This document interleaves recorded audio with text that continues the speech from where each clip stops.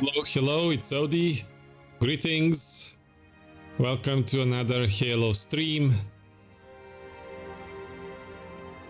I am just starting this another live session, but we will not be actually playing the campaign today. This stream will be focused on recapping with terminals that I have missed throughout the first and second game, and I would like to check out multiplayer too, so I will be switching to the game in few minutes. Just sending notification to let people know I'm live. I've never done a live session stream like this, just talking about the game. I usually talk along the way as I play.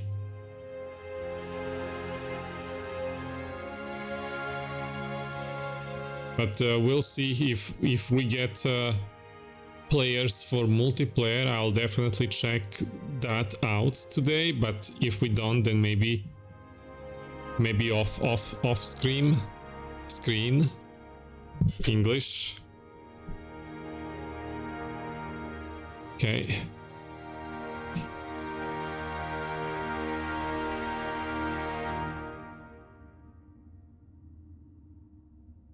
My microphone doesn't want to cooperate with me. Stand still.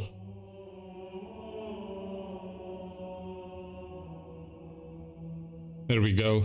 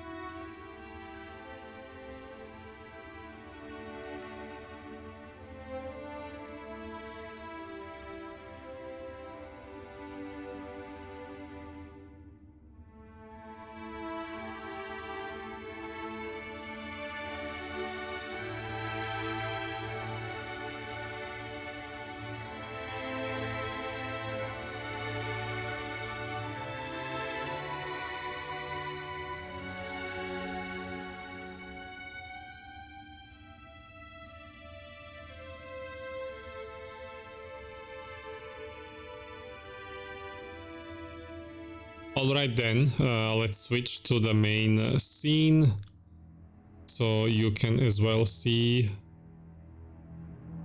the game. I'm gonna enter and see what those terminal videos are all about. I missed a lot of them, but those I already seen. I didn't really understand all of them, and they usually happen, you know, you run into them when there is like chaos happening around you, so you don't really focus. I'll try to break them down and theorize whatever I see, but bear with me, I'm better doing that when I'm not live. I guess I need to practice to do it in real time, so this is, I guess, gonna be my like first initial thoughts. I'm gonna go through all of them, including those I found already. But yeah, we have the complete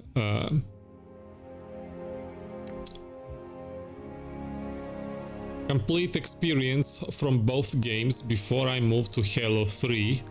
Interesting that there is no Halo 3 terminals here. We have Halo Combat Evolved, Halo 2, and then it's Halo 4, so I guess I don't have to worry finding terminals in the next game.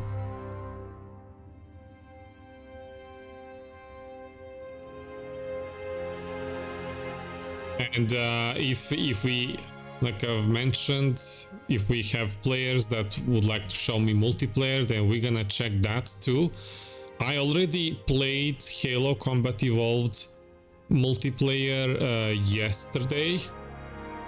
Off screen, a couple of friends wanted to show me how it looks, and out of 3 games we had only 1 bad. It was really hard to do it, but the other 2 were kind of fun. I wanted to revisit that again. However, the Halo 2 I have no multiplayer experience at all, and in the first one I never hosted, so I don't know how it looks like when you enter there and you need to set up the match and all that. So we'll get there after terminals if we have players around. Okay, Halo Combat Evolved Anniversary terminals. Oh, we have 11 to watch, so that's a lot. Let's see.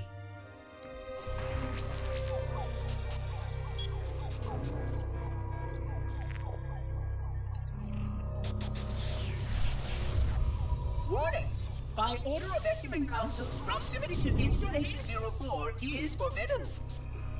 Your continued presence will result in most unpleasant countermeasures. I must insist that you immediately change course and return to a minimum safe distance of 1 light year. This has served as your one and final warning. I have activated defensive systems, and you now have 30 seconds to return to the minimum safe distance of...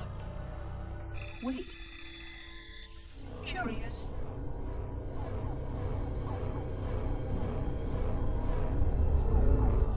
Curious indeed, after all these years. Greetings, humans, and welcome to Installation 04. Ignore prior warnings, and please continue.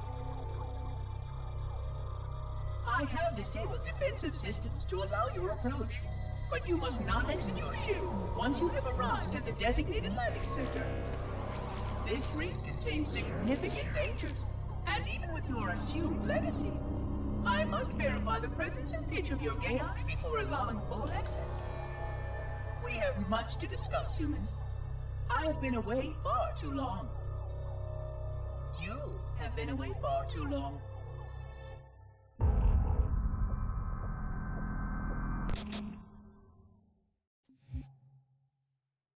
Hello Lulu, you are the first. Welcome. Greetings. Let me give you a shout. I found this first terminal video interesting. Let me just give you a shout. How are you doing? Let's talk about it. Okay, I don't remember if I ran into this one before, but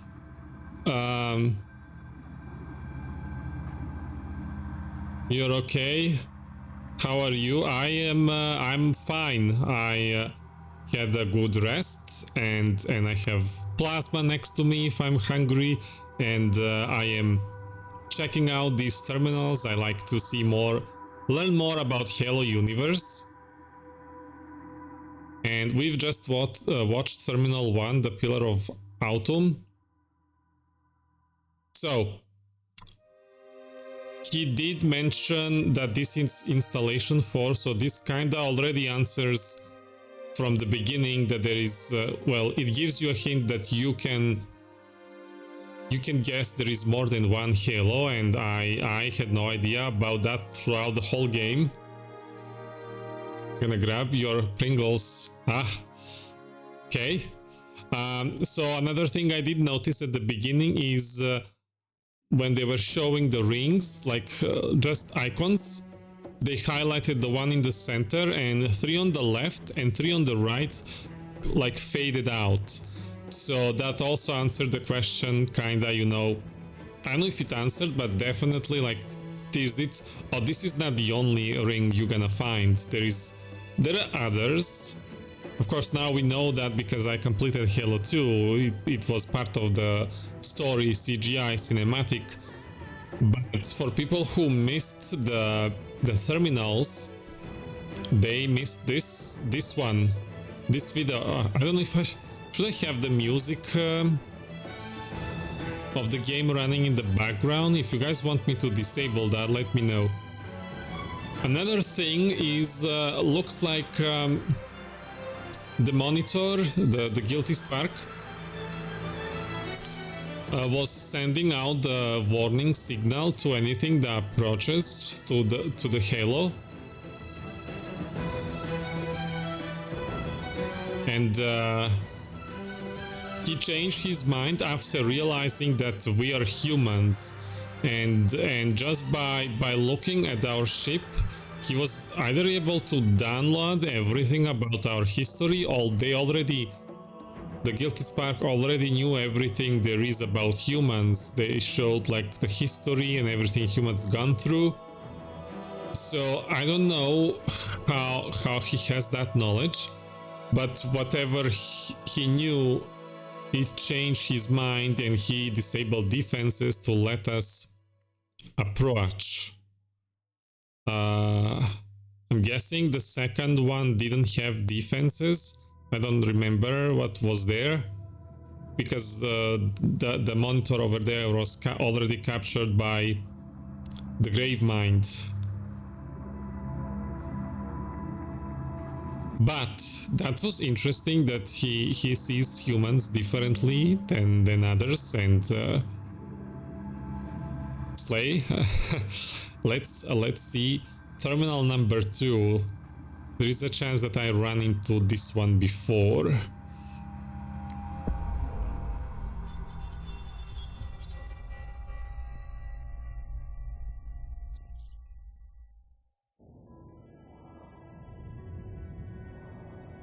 Oh, there is more rings. A mixture of anticipation and dread. All preparations are complete for my installation. In accordance with the final dictum of the Ecumene Council, I have released myself of all remaining connections to my former station. This was not difficult. What was could never be again. We had seen to that quite thoroughly.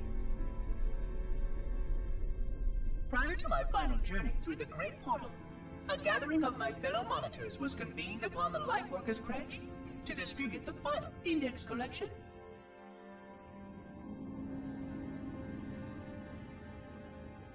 It was most unusual to have this vessel of rebirth play host to such an event. Even though Lightworker ships were the only ones still allowed slip-space formations, Lightworkers were responsible for getting us to our places on the active facilities of the array. While all of this was in accordance with the plan, one entirely unsatisfactory breakdown remained. We had no contact with the domain.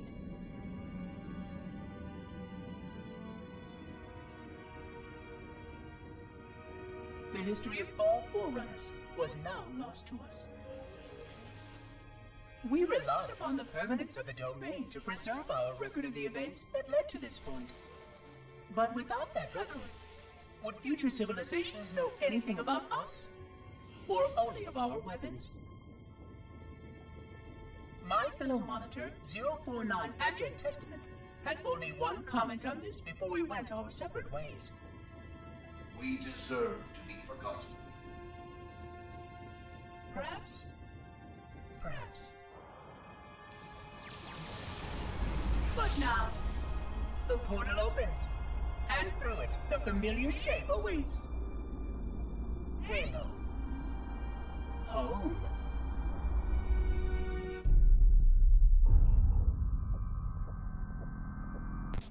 It's mostly dialogue and stuff. You should raise the game volume so you hear them properly on stream, and lower the music you had been playing. Well, that's the game volume, both music and the dialogue. This is just the game music playing, and it obviously shuts itself down during the video. So that's good.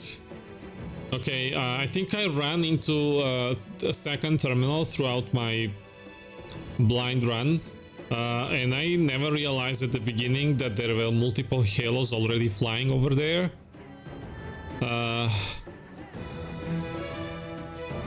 Didn't really didn't understand anything back then. And even now, after like a couple of games completed, the red one, Was that the same one from the Halo 2, or am I...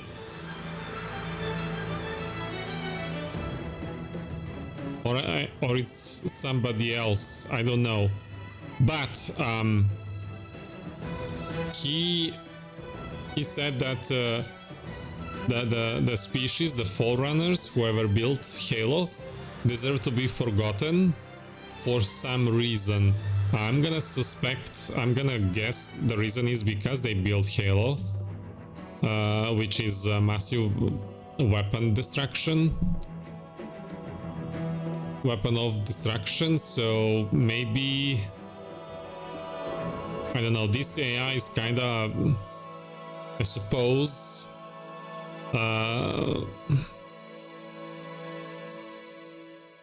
having opinions. I don't know if they are programmed to act on their free will, but they do have free will opinions, if that makes sense. And even when I played Halo 1, the Guilty Spark couldn't activate a weapon by himself, even if he wanted to. So he needed somebody else. Not really sure what to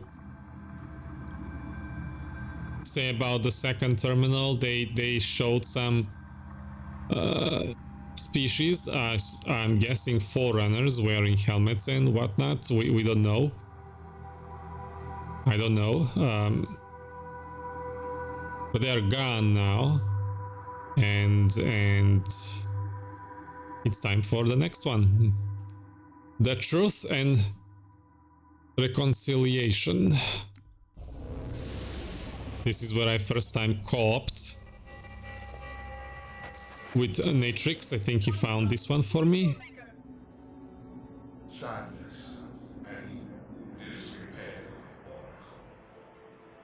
I am unworthy. I was not made. Never made, but you are right here, where you should not be. Tell your charges to cease their efforts immediately. Quarantine must not be violated.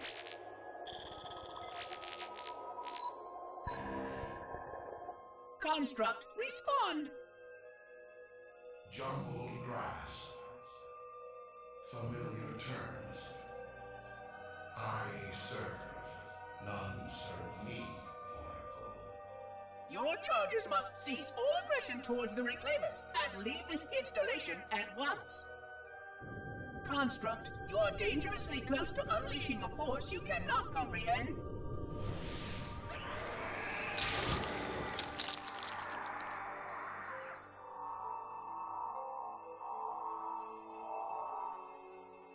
This is most inappropriate. We follow the path, and I am part of the stone journey swarm that serves. We serve.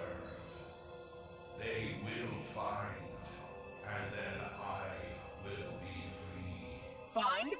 Free? Explain yourself. I know their path, and when they have gone, only I shall remain, and then free. This is quite unsatisfactory, Construct. Your core shows no hint of understanding the gravity of this situation. I will return later for your proper decommissioning. Well, unless the flood kills us all first, in which case the point will be moot. Good day, Construct.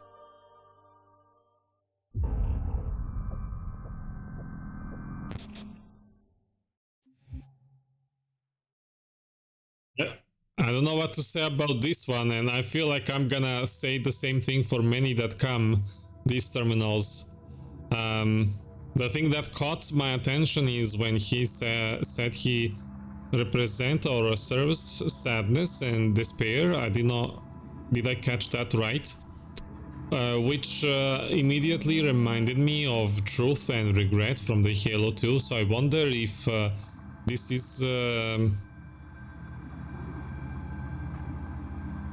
one of those serving one of those prophets that we haven't actually seen in the game. There are probably more of them. I don't know, but They also showed the flood, and I think this terminal is you can discover it before you actually encounter the flood. I don't remember. Did I discover it or not? I think I did. I think Natrix did and told me to look it. But in that case, it's a good tease. It's a good like foreshadowing, or how you call it, for what is to come. And well, it did come, and we've seen that what happened after. I don't know who is this construct. Should I know though? Am I missing something?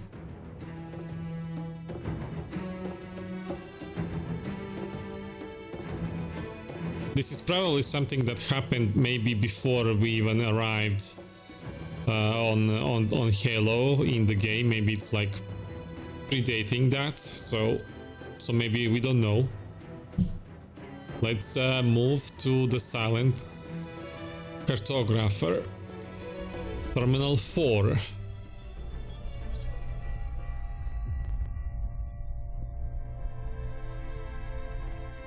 Entropy. It has now been 3,000 years since my last contact with any of the other caretakers of the Oh. Halo array. Despite clear communications protocol, my fellow monitors have either chosen to ignore, or, more likely, have lost the ability to engage in our scheduled updates. The continued lapse of the domain means that we are stuck with achingly slow wormhole superluminal communications. What does that mean? Prior to this total communication shutdown, the only messages I received in the preceding 4,573 years were incomplete and quite perplexing transmissions from Installation 05.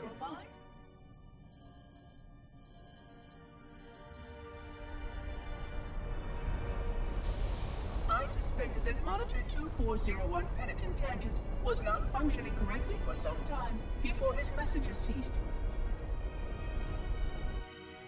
I have logged my concerns about his ability to perform his duties. At this point, however, I'm not sure who I file logs for. 2401 may be destined for madness. There are fail-safes for this, I know. I hope they work. I will continue to visit the projection systems at the assigned dates. Perhaps the other monitors are dealing with interfering galactic phenomena or unexpected system failures. 3,000 years of system failures. Indeed. In the meantime, I have exhausted all scheduled research activities assigned by the Council. Once those experiments were complete, I shut down all Sentinel function and put myself into a state of significant hibernation to measure performance of the installation with negligible upkeep.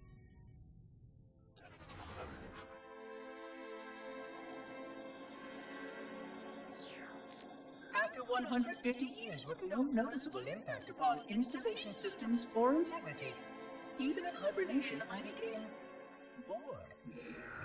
This was quite troubling, as I was led to believe I was not capable of such a state. This was one of the gifts I was promised, an end to strife. I am aware of the dangers of a system such as myself losing operational focus.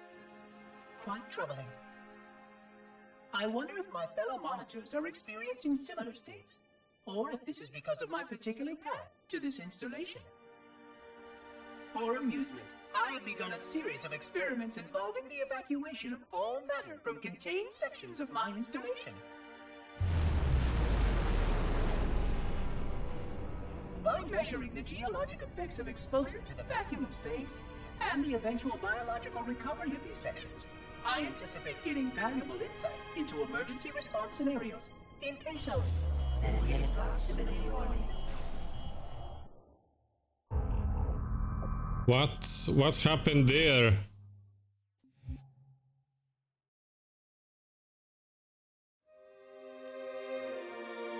What was that? Did they get close too close to a planet and the gravity pulled the pieces of from the halo? Luana, what do you think? Scab, hello. Greetings. Happy Friday to you too.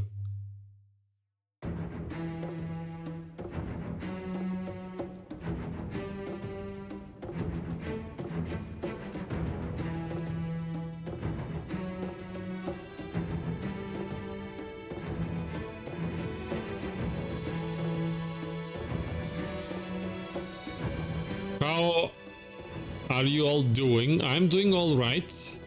I rested well. I am trying to break down these terminal videos I'm watching, but I'm not really having good enough luck. I guess I'm not that observant. What about yourself, Scab? So what do I say about the silent cartographer? I don't know. Let me look at it again. I'm so bad with numbers. I don't remember what the other numbers were before. It has now been 3,000 years since my last contact with any of the other caretakers of the Halo array. So he doesn't have any communication with anybody anymore. Completely alone. In our scheduled updates. Ooh, nice one, Scab. Means that we are stuck with achingly slow wormhole superluminal communications. Prior to this total communication shutdown, the only messages I received in the preceding 4,573 years were incomplete and quite perplexing transmissions from Installation 05. 05. Is that the one we played in Halo 2, Luana? I suspected that Monitor 2401 Penitent Tangent was not I'm bad with numbers. I think Natrix already answered that in Discord. I have logged my concerns about his ability to 05 was the Halo you and I played, yeah? I'm not sure who I file logs for. Installation 05. May be destined for madness. There are fail-safes for this, I know. I hope they work. I will continue to visit the projection systems at the assigned dates. Perhaps the other monitors are dealing with interfering galactic phenomena or unexpected system failures. This is suspicious because, you know, maybe one Halo ring would lose like signal and communication and you would suspect something happened, but maybe, you know, even if it was only couple, then you would have suspicious, oh, but then he lost connection with all of them. I think so, Lou.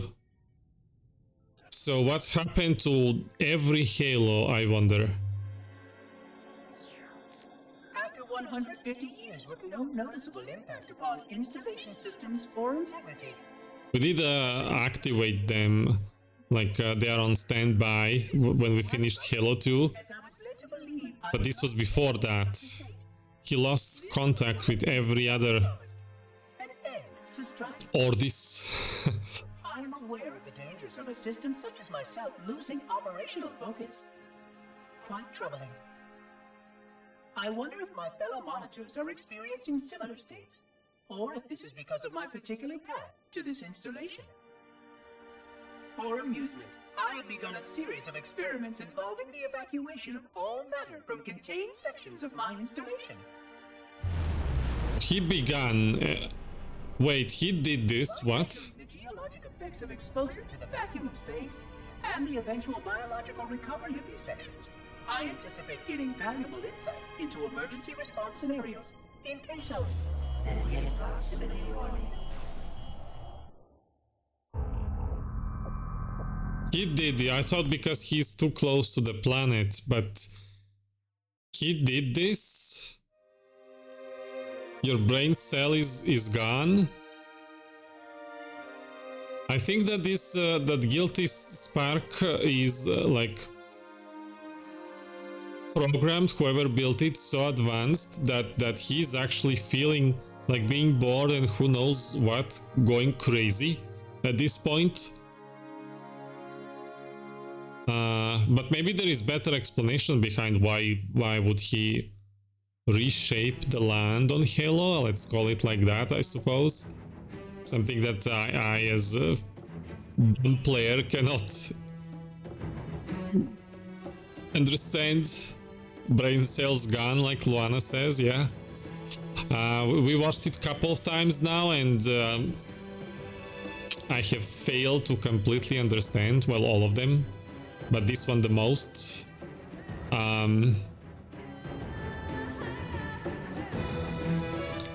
Maybe the next one we will continue the story. Let's see assault on the control room.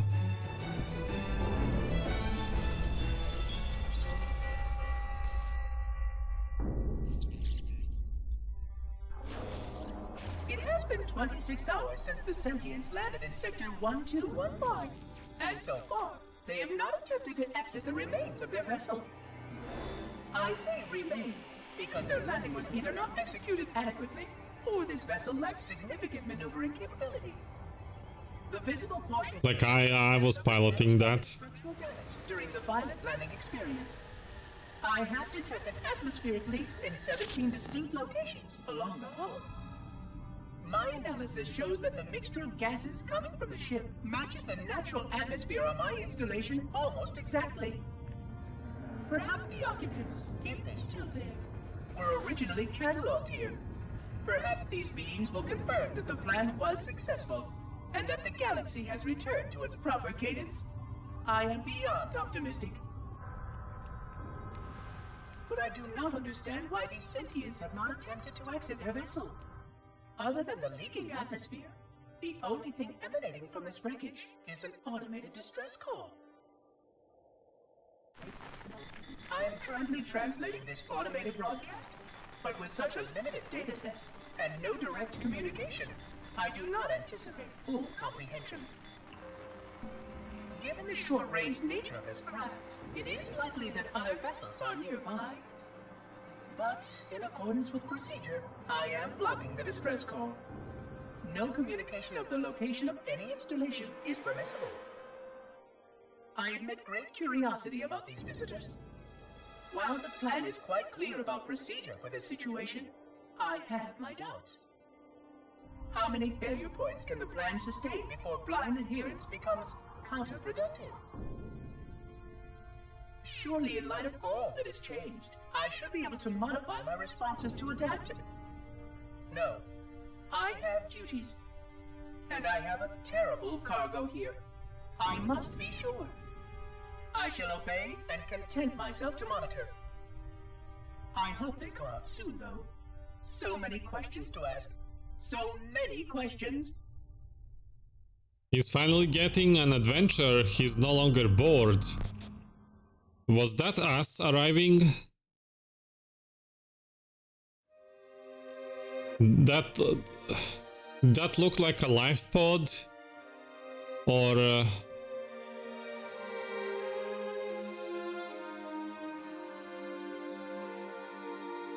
it says assault on the control room, but was it an assault?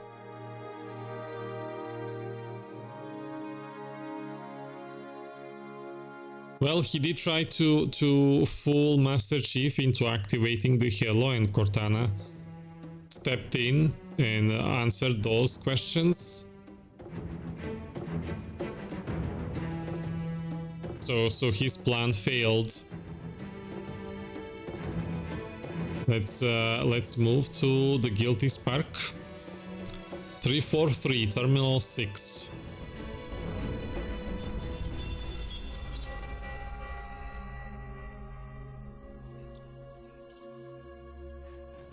Construction of a sarcophagus around the unexplained vessel was completed today. No occupants ever exited. no attempts to communicate were made, other than the automated broadcast that repeated every 72.83 seconds until the signal terminated 1 week ago. In accordance with procedure, no attempts at physical or remote contact were made with any survivors of this vessel's inelegant landing. Inelegant landing. Atmosphere from inside the craft stopped venting 2 weeks before the signal ceased. No relationship between these two events can be established with certainty. Gases that did escape were sterilized. No further sign of alien visitors or rescuers has been identified on any sensor systems. I have now endured 60,000 years without word from outside the array. I have no way to know whether we actually saved the galaxy we destroyed. And because of protocol, I sat silently while my first chance to be judged for those acts died. To say that I regret being forced to this outcome is a tremendous understatement. But as I perform my inspection of the quarantine labs today, I am reminded of the gravity of my responsibilities. Just one of these spores, if released from this facility, would render the ultimate judgment against our self-appointed role as protectors of this galaxy. Oh. When the plan to maintain the Halo array was created, it was a point of some contention whether we should preserve any remnant of the flood infection. Many thought this unwise, as there was a notable chance that one day one of our containment facilities might be breached. Those who held this belief were almost successful at convincing the Ecumen Council to destroy the last blood samples. But oddly enough, it was the librarian who decided otherwise. And I believe she was correct. I know in a way I cannot logically explain that there exists a way to actually defeat the flood. To immunize? To cure? I still struggle with multiple layers of memory of fighting the flood. But I know this cure is possible, even though the full genius of the Forerunners was unable to achieve it. The Forerunners' ancient enemy held and used that knowledge once, but it was denied to us. And without samples for further study, that cure will never again be found. Of course, I have no reason to believe that here lies the entirety of the parasite. It may be waiting in the frozen void beyond this galaxy, or worse, inexorably drifting toward us. I don't know what survives out beyond my installation, but I know that in order for anything to survive, I have to protect this installation and its quarantine very carefully. Yes, the librarian was right to store it, examine it, continue to seek a cure. Still, next visitor, things will be different.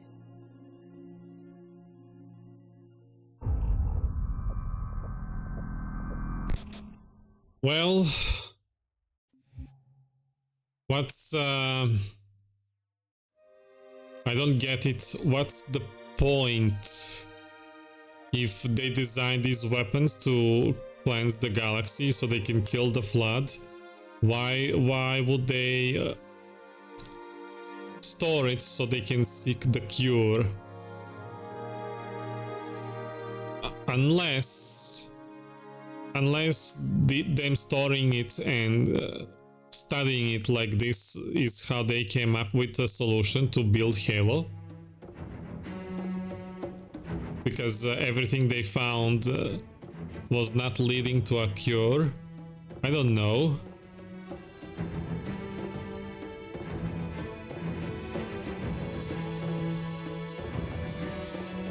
But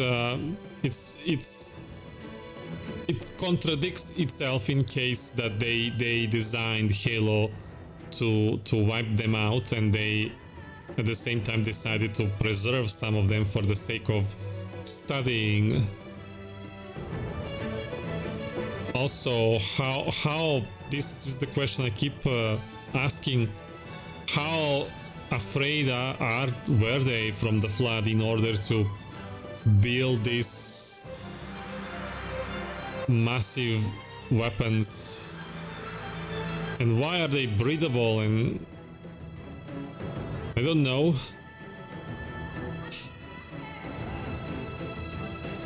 But the Guilty Spark is going through a lot.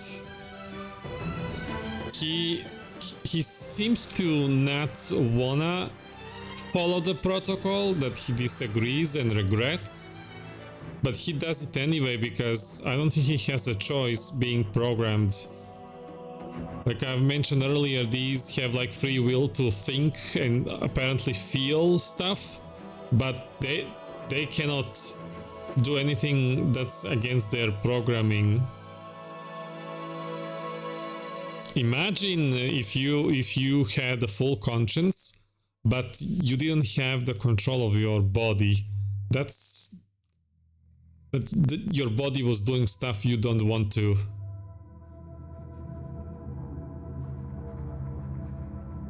That's really bad. I don't know how I'd handle it. I think he handled it well. He did gone crazy, but it took how many years?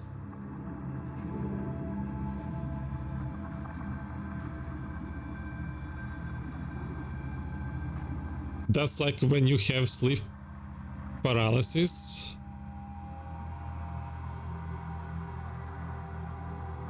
What do you mean? What do you mean, Lou?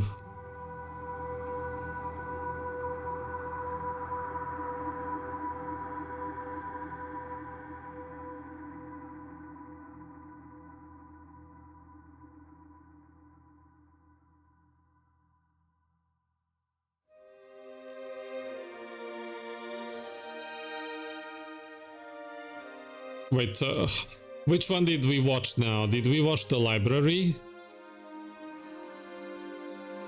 We watched the library, yeah?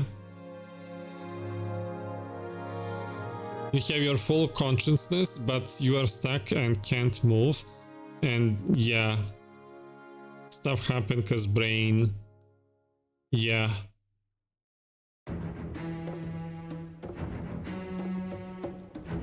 But imagine that if your body could actually do stuff against your will, in this case, specifically, the closest thing you can compare it, I'm just, you know, taking like a thought on, I don't know, he has to cleanse the whole galaxy, so basically he has to murder a lot of people against his will, against his inner desires, and that means that he, like, imagine if you were like a human and then you don't want to, but then you go around with and just murder everyone you see. I don't know. Which one did I watch? Was it the 6 or 7 now? I think I watched Library. Let me check again. I don't want to skip anything.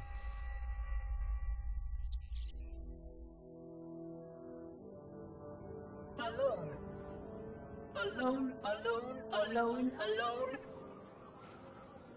Am I the only intelligence left? He's going crazy, I told you. Never truly conceived. Guarding a weapon with no targets.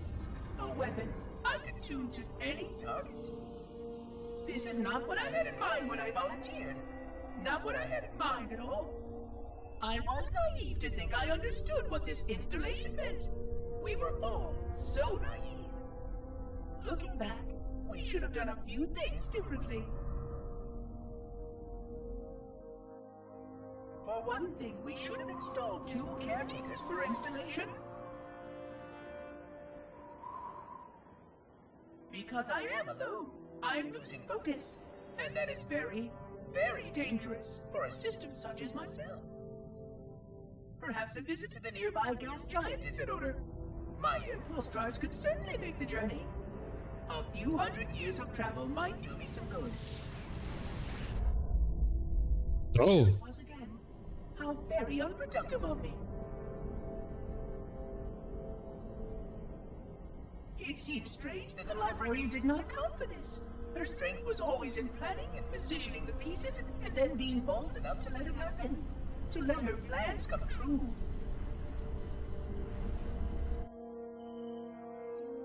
I was part of many of those plans, long before I knew for certain that she was real, before any of us were. But at the end, we had only a fragment of her brilliance left to us, and I fear that she did not fully appreciate the nature of my situation here, the problems it might pose. But even a fragment of... Fragment, yes. Oh dear, here it comes again. The more I watch these terminals, the worse I feel about the guilty spark. I don't know who is she and her that he's talking about. He addressed somebody as a her before, and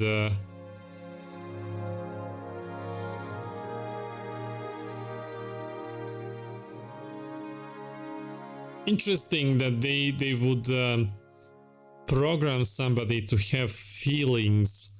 They must have been so advanced that having this free like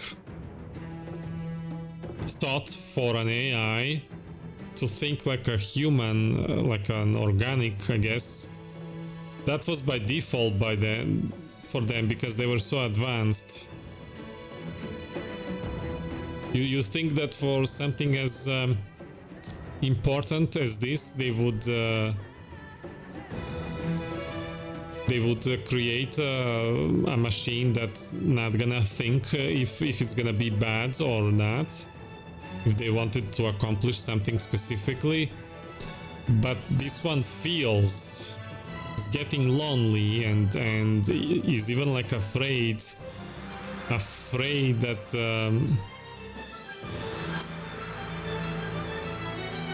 because he's losing focus, he said he could become a danger. I wonder if eventually this could override his programming and protocols if he remained alone for longer time, and who knows what would happen. Don't know. But that was the library. Did we watch the sixth one? So we didn't skip any, just to be sure. Just to be sure. I don't wanna... Should pay attention more often what I click. Okay, we did watch everything in order. Skip this. So the next one is Terminal 8-2 Betrayals.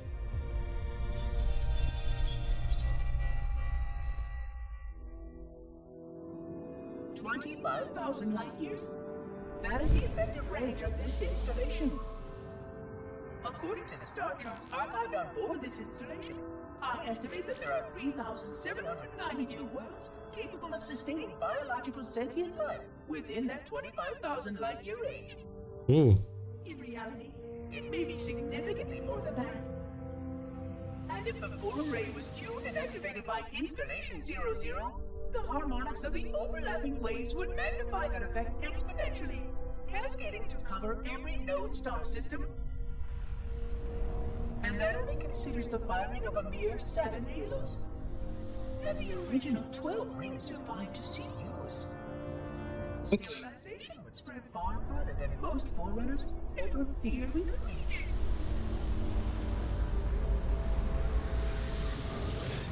Hold on, they had 12 rings? But even with just 7 rings, we were able to destroy every side of the planet. And every other sentient creature along with it. This victory was the will of our people, despite the fact that it meant our own end as well.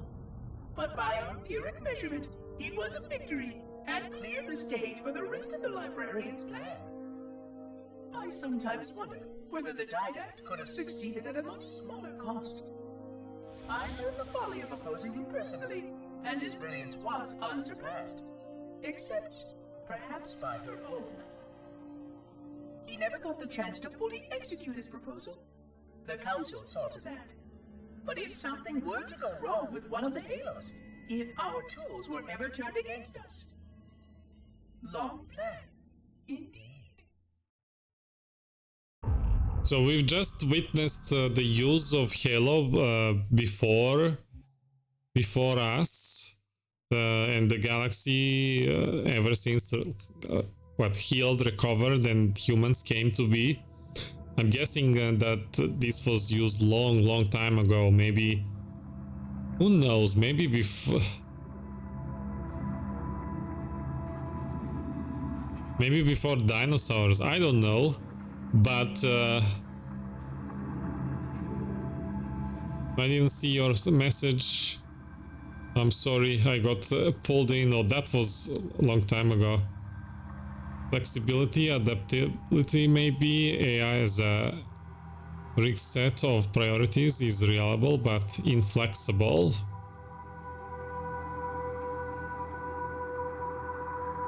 I guess. But I've seen during this cleanse, it killed the flood, but it didn't destroy the buildings or anything like that's made, only organics. I wonder if they could have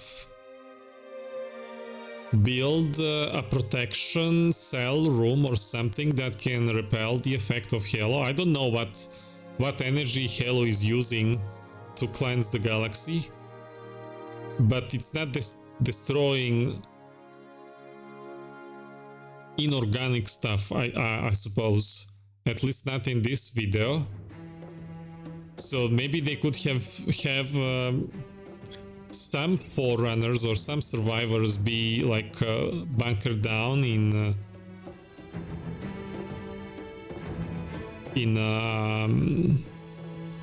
I don't know. Oh, if that's what the Ark is from the Halo 2. Wait a second. He called it Ark, and we know from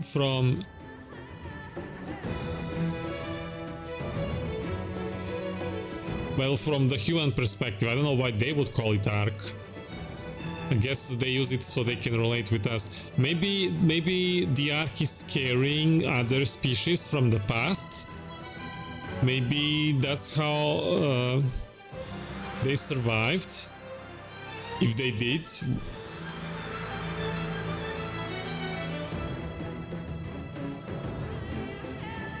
Oh, this makes me wanna play Halo 3 like right now, because that's how Halo 2 ended. Like, how do you control the rings? Well, through the Ark. Whatever that is.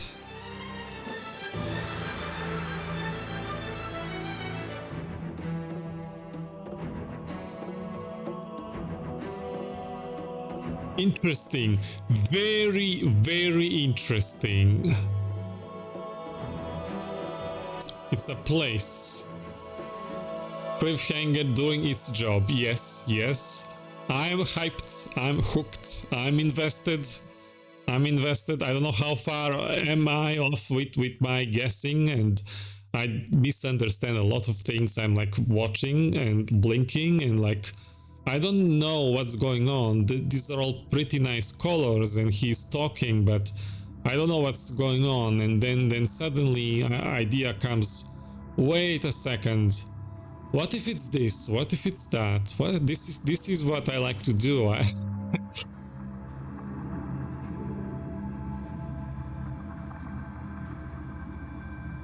Let's watch the next one. This is number 9 now, Keys. I'm pretty sure I've discovered this one in the playthrough. I didn't discover it. I think Nate said, come see it. He found it for me. I think it's the sad one. Let's see.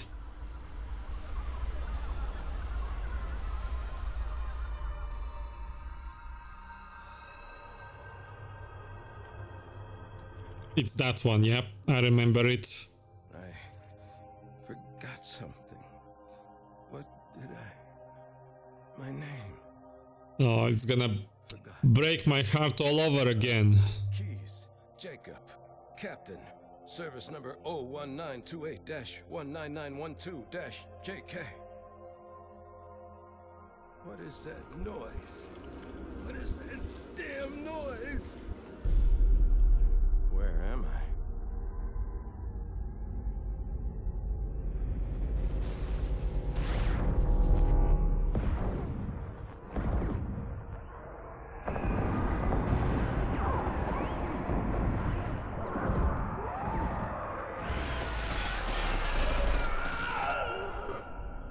Covenant captured me. Ugh. I can't remember. Keys, Jacob.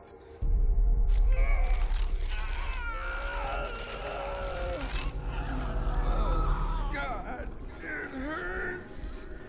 This will never work, you Covenant bastards. I'll never lead you to Earth. Keys, Jacob, Captain. Did you do, Lulu? Lulu, be nice. 1928 dash 19912 dash JK. Oh, Bad Lulu. Don't worry. You want everything. Get out of my head. There is the voice. Miranda, is that you? Forget everything. Proto Grave Mind. Don't let me forget. Keys. Jacob. Captain. Service number 1928-19912-JK. No more what you were. Memories. Emotions. All is now ours. Plural, ours. We. Keys. Jacob. Captain. Service number 01928-19912-JK. You will not have me. We already do.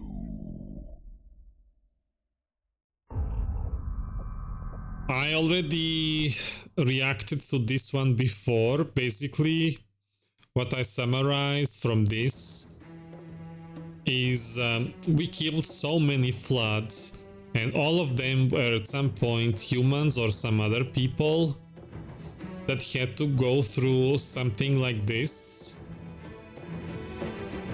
It's such a tragedy. It's so sad.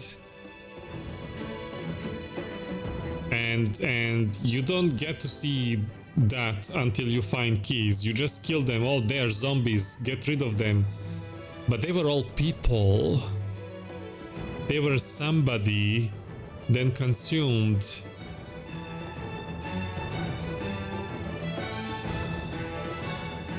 It's terrifying to think. It's space zombies, basically, like I've called them before. I had a similar like reaction when I found out that the grunts are kids, basically, and I don't know if I want to go into that conversation again. Halo just dares to like go very dark and brings out some topics that maybe it's better left for off screen. I don't know.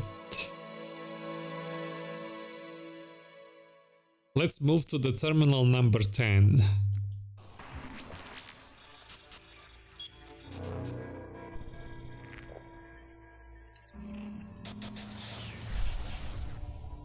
Vexation. 100,000 years of careful maintenance and diligence.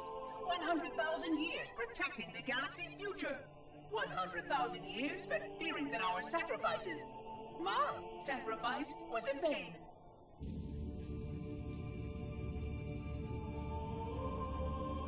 than 16 hours after I finally made contact.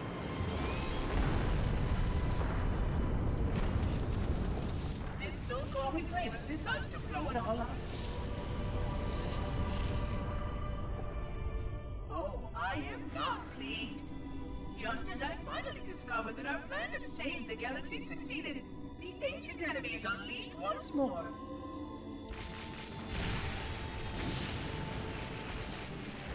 Why these reclaimers refuse to follow protocol is quite mystifying.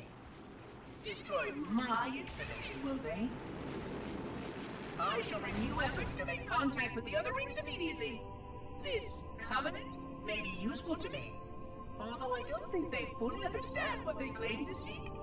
Still, it makes no difference to me what they believe, as long as they do what must be done. I sound like her.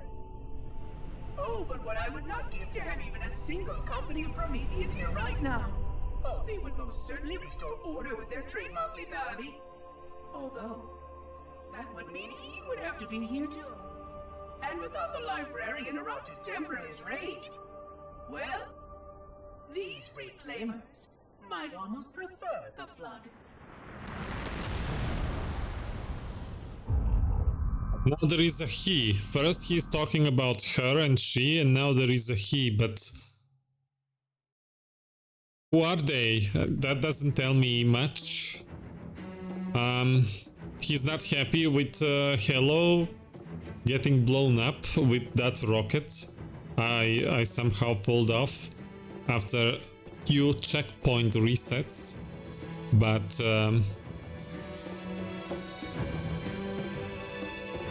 I wanna know who is he talking about and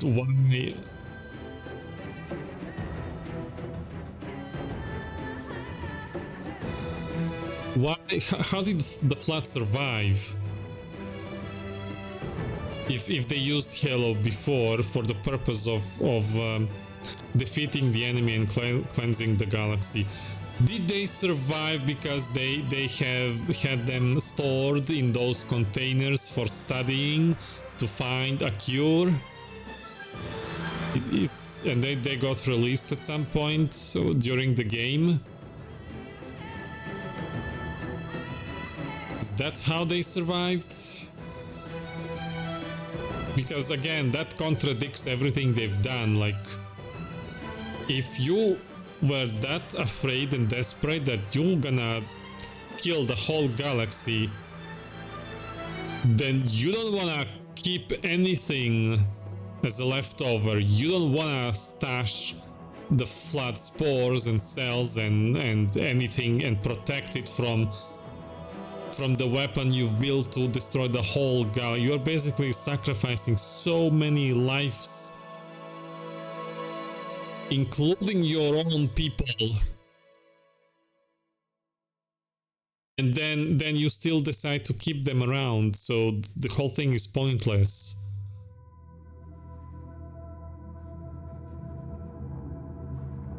Don't know. Let's see the final one. The threshold.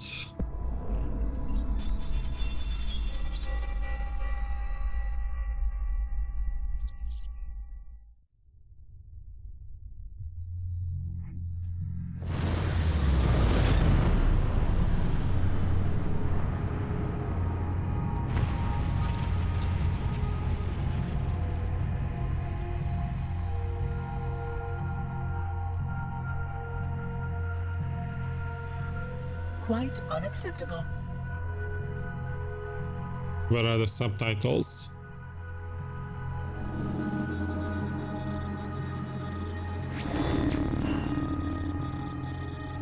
Oh, that's invisible. He can see it.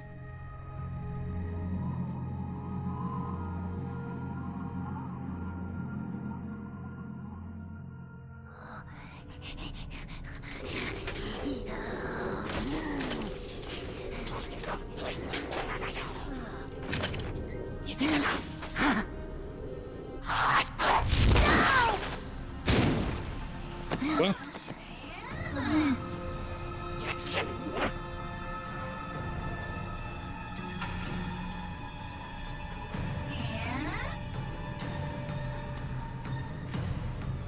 Greetings. I am 343 Guilty Spawn. Monitor instant. Impertinent creature.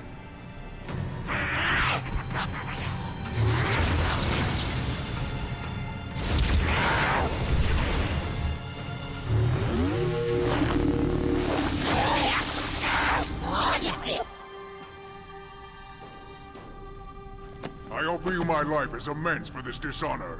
An oracle of the gods should never suffer such impertinence from vermin like this. I shall cast them all into the mists below for daring such a blasphemy, and— Oh my. Your people have grown so dramatic in the last 100,000 years.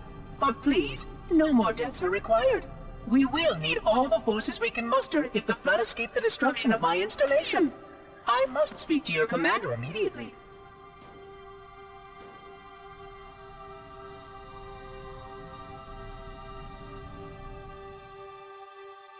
Glorious day. The prophets will be pleased that we have rescued an oracle from the human violation of the holy temple. Why do you keep calling it a temple? My installation was a weapon, and one which we needed very, very badly. But oracle, I do not understand. We were told the ring was our salvation, a gateway to paradise. Told? By whom? Anyone who told you that is either a fool or quite mad. That installation was a beautiful tool, designed to destroy everything the flood might feed on. Everything. Oh, quite everything. And if even one flood spore survived the destruction of my ring, then protocol demands that all nearby sentient life must immediately be destroyed. An outbreak of the flood cannot be allowed to take place. But I am wasting our time. Surely you know all of this already. Communications. Shut down all lines to the fleet. We will not notify the prophets of our discovery until I hear everything this oracle has to say. I will gladly share what I am permitted, but we have little time. What has been unleashed here could destroy everything you have ever known. On that, oracle, we are in agreement. So we got our behind the scene how these two got together in the second game. That Luana here from the chat, she just turned into Jedi Master and used her energy weapon and cut him in the air during the boss fight. Wow, I think that's the first time I've seen that Guilty Spark goes crazy. Don't mess up with Guilty Spark. That's gonna be... Oh, Uli! You have arrived. Great. Thank you for the sub. Welcome. Hello. How are you, Uli?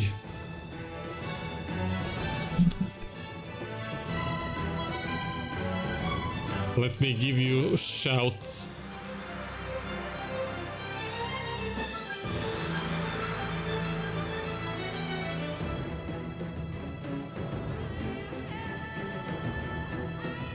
Oh, you've been lurking for a while?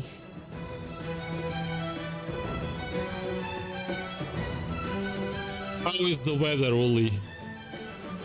So Guilty Spark has like laser beams, like reminds me of the Sentinels that serve him, and he melts flesh down. Don't mess with that guy. He was like acting all the vulnerable and making me feel bad. Kinda still does. But he never attacked us directly, did he? And he could have. Kahokta, hello. Greetings, sir, welcome. Been walking home and had you on the phone.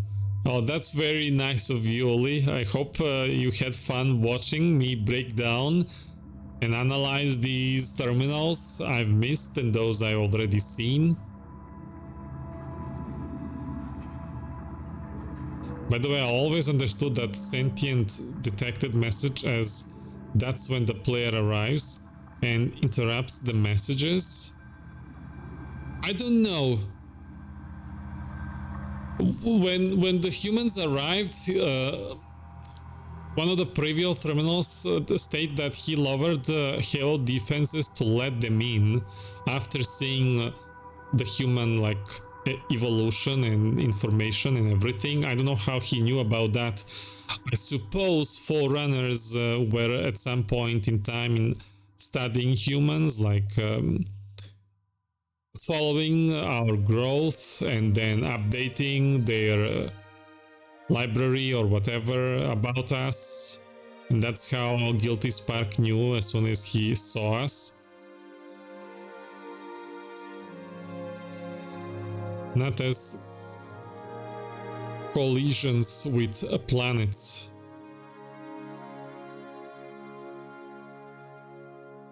Ooh. We covered 11 of terminals and we are above 1 hour. I thought this is gonna go faster, but there is so much things to talk about this game. Not what I expected from a first-person shooter.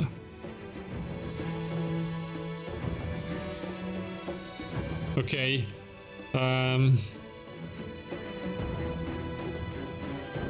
We've completed Halo 1 Combat Evolved, and now I've seen all the terminals as well, so I like Halo Combat Evolved. I don't know how far off was I with the terminals and what happened there. I'm probably misunderstanding a lot of stuff. But now it's time to look at Halo 2 anniversary terminals. We have 15 here, even more than the first game.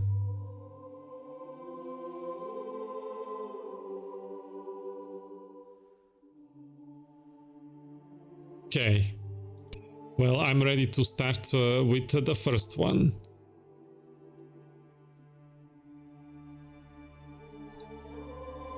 Only file, target profile. I didn't want to click it because the music was nice.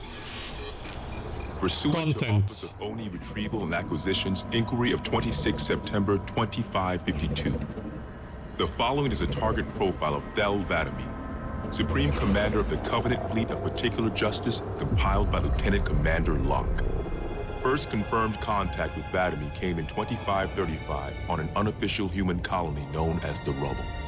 After-action reports from civilians, as well as Spartan Units 006, 111, and 120, suggest that Vadami was at that point a relatively minor functionary of the Prophet of Regret.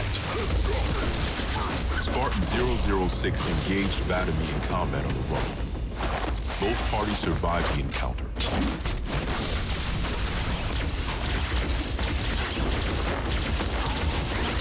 Shortly after 2535, the UNSC first encountered the newly formed Covenant Fleet of Particular Justice, now led by Vadami.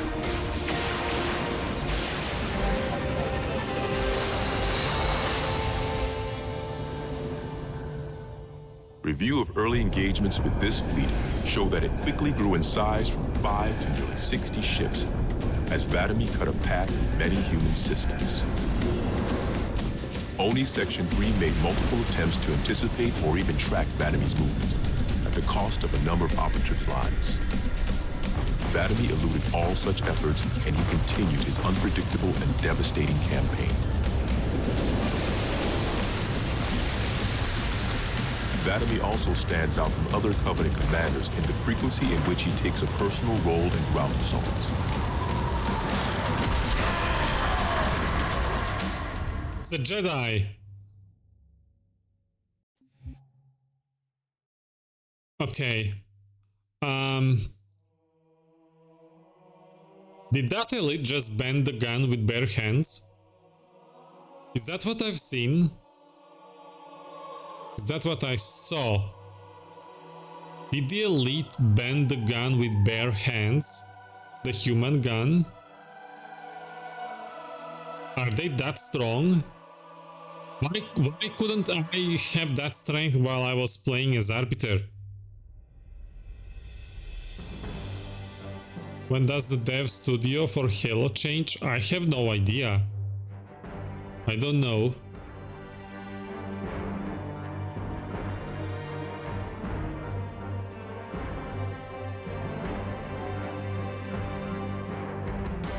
Looks like the terminal in Halo 2 has far more cinematic about it than the Halo 1 terminals. Felt like more of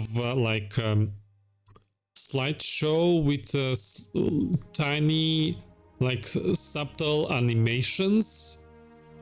I don't know if it's due to the production cost, but I don't necessarily consider the one I've just saw better or worse. I have to say that I do enjoy the style of the first terminals a lot. I have to watch more of Halo 2 once so I can see how goes here. Halo 4 is dev studio change, so you're saying Halo 1, 2 and 3 were done by who? And Halo 4 was done by who? Let's see. Terminal number 2. Honor bound.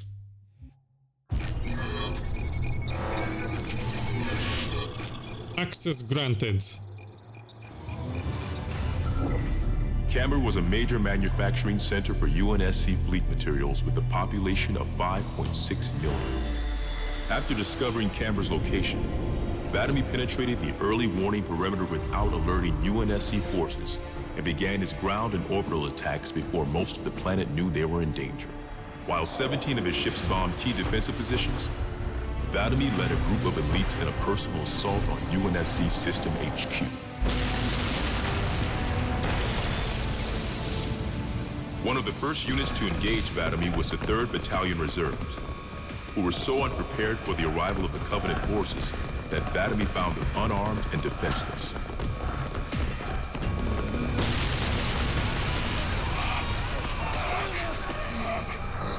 In an unexpected display of what appears to be honor, Vladimir allowed the 3rd to finish gearing up before engaging them in combat.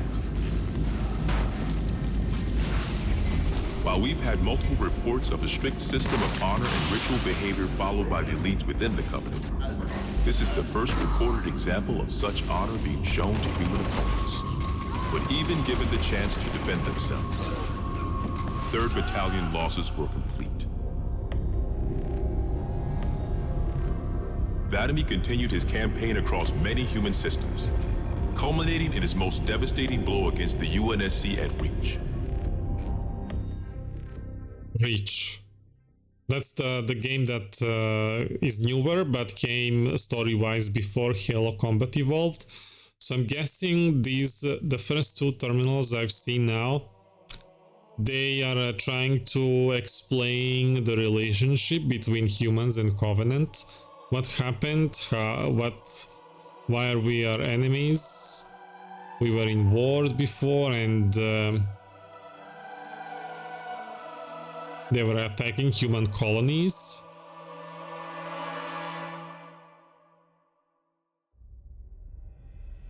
But I suppose that these... I'm guessing that Halo Reach will address this stuff more directly. I think we might, I'm guessing, be there and be part of the whole thing and play. You know, they should do this for Mass Effect. They should make First Contact with Turians. They should make a game dedicated to that and how humans started using relays and fly between the stars. Yeah, they should do that for Mass Effect. I think if that's what they've done with Halo, then I'm glad that I chose to play Release Order rather than Story Order, because at the same time I get to play as every Halo fan from whenever these games came out in order, and I get to have the same feeling when you go back and hold on, let's see this history directly from player perspective. And because it's a first-person shooter, and my like problem with it, which is at the same time a gift and a curse, I would say. Gift is because it makes me feel like I am the one right there happening to me, so I get to see those answers. But at the same time, curse because whenever bad stuff happens, then I also feel them like they're happening to me.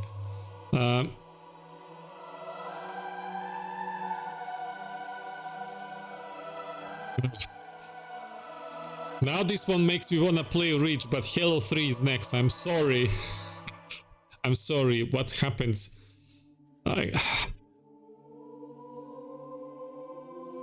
Let's move to the next one. Only file. Particular justice.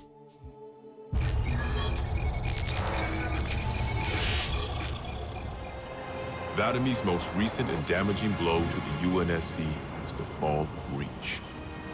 Oni has still not been able to fully determine how... So we're gonna fail. Is this a spoiler? Once again, he caught us completely by surprise when his forces arrived in orbit and on the ground.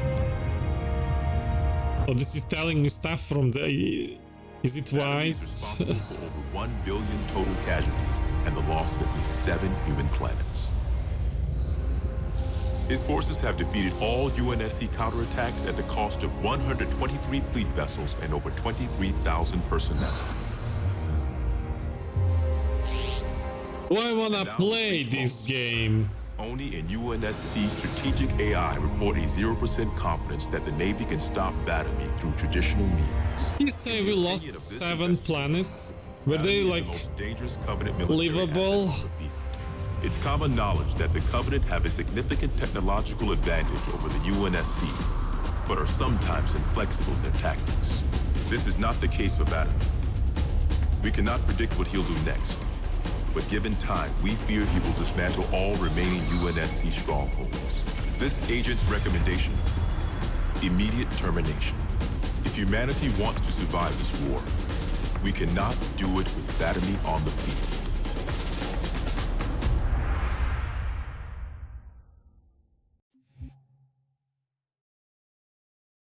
Reach, Luana Hart. This game just told me we failed and we lost everything. This terminal knows. This terminal knows, like, oh, Todd is gonna play the game, so this is how it's gonna end, because he's the one playing it.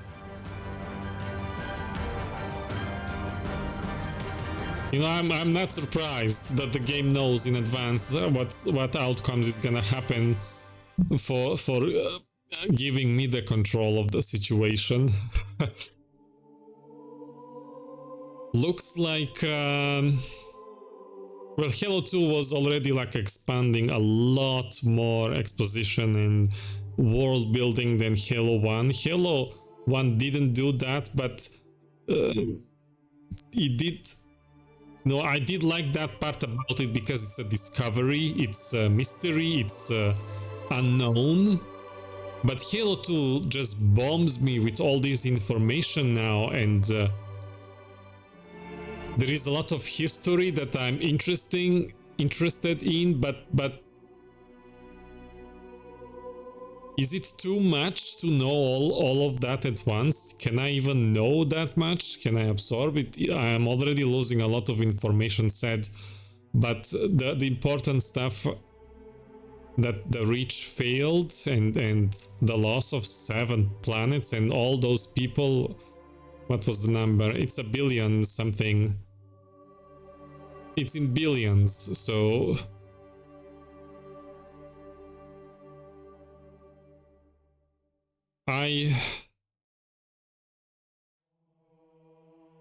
If Halo 2 is already like going this big with the lore and building the universe. What are the other games gonna do?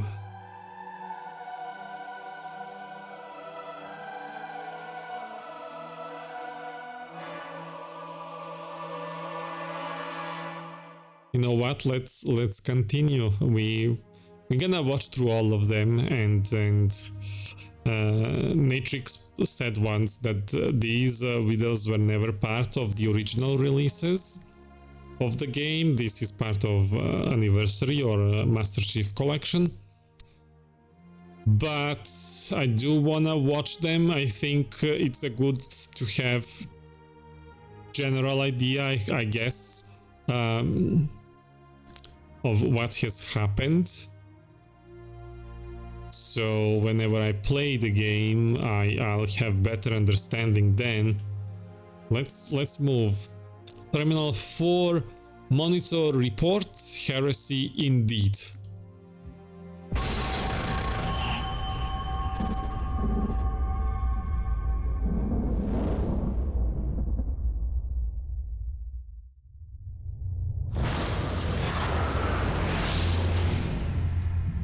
Is this the one I found? Luan, is this the one you showed me? I think it's the one we've seen while playing the game.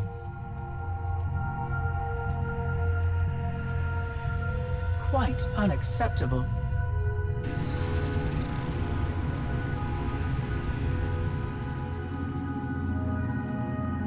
You now detect the invisible one. Is this the same video from the first game terminal, or it's a little bit changed?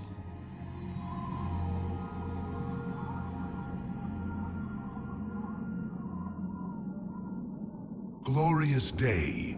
The prophets will be pleased that we have rescued an oracle from the humans' violation of the holy temple. Why do you keep calling it a temple? My installation was a weapon, and one which we needed very, very badly. But Oracle, I do not understand. We were told the rings are salvation, a gateway to paradise. Told? By whom? Anyone who told you that is a fool, or quite mad. That installation was a beautiful tool, designed to destroy everything the Flood might feed on. Everything? Oh, quite everything. And if even We've one seen Flood this force one survived the in destruction the- of my ring. Communications. Shut down all lines to the fleet.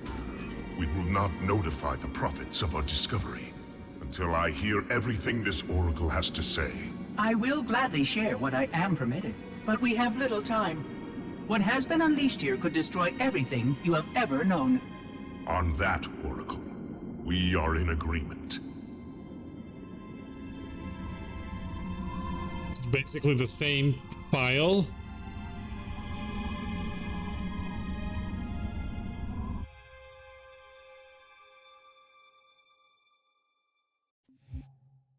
Okay, well, in that case, we are moving to the next one, because that one we already covered earlier. I don't know why. Why is it copy-pasted?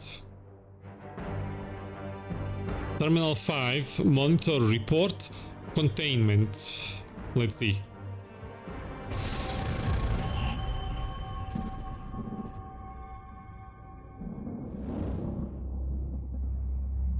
It's funny how many elements you see in Halo were already in Proper protocol for a Marathon. flood outbreak is to establish immediate infection reporting. Communications must be maintained with all local forces in order to track any spread of the parasite. There are no local forces, Oracle. For now, all you have is me. But I tracked multiple ships in orbit, including some remaining human presence. In light of the danger posed by the Flood, surely you can set aside this disagreement with the humans. No! Anything still alive in orbit is our enemy. The humans have very good cause to kill us on sight, and the knowledge you've shared with me casts doubt on the entire purpose of our covenant. If any of our ships remain above us, they are not the help you seek. But why would they not provide assistance? Because of this talk of prophecies and journeys? I learned a small amount about your covenant before that reclaimer blew up my installation, but my understanding is incomplete. The AI I encountered on board one of your ships was less than forthcoming. Oh, what happened with this construct? What you need to know, Oracle, is that thousands of years ago, at the founding of our great covenant, a bargain was struck between the prophets and the elites. A bargain which I fear will be the end of us. I think this is the one we also found, Luana.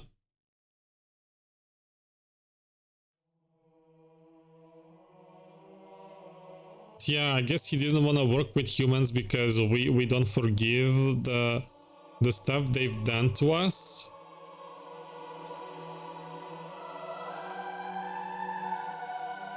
What do you mean, Marathon? Isn't that game releasing at some point in the future? What is it, Marathon? Is that another Halo game? What is it, Uli? And which elements you see here as side elements become important later on? Scab. Bungie made a Marathon for Mac ages ago. Yeah, I don't know.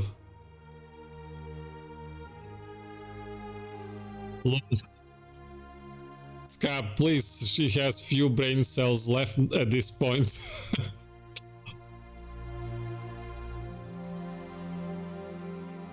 They're two different games, so they are not Halo, there's something else. Marathon was a Bungie game in the late 90s, a predecessor of Halo. Bungie is basically just reusing the names and some enemy designs for the new Marathon. Rather, they are... We can talk about... Well, everybody does that. Look at BioWare. You have Kotor ship Leviathan, and then you have species Leviathans in Mass Effect. And you have...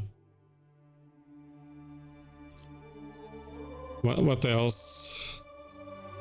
You have seen the crash landing in KOTOR 2 finale, and then you have the same thing in Mass Effect 2 finale, when you board the Collector's space station. The original Marathon came out for Mac first, but eventually all three Marathon games also got a release on PC and I think PlayStation 1 or something. We are too old, Uli. I was around when PlayStation 1 was a thing, but...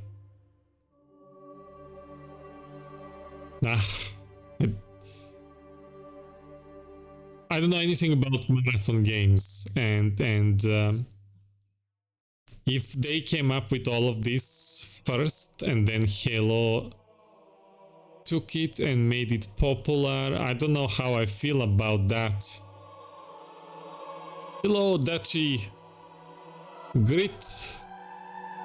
Scab, I only ever knew is it as the game I couldn't play because it was Mac only at the time. Let's give shout to Dachi.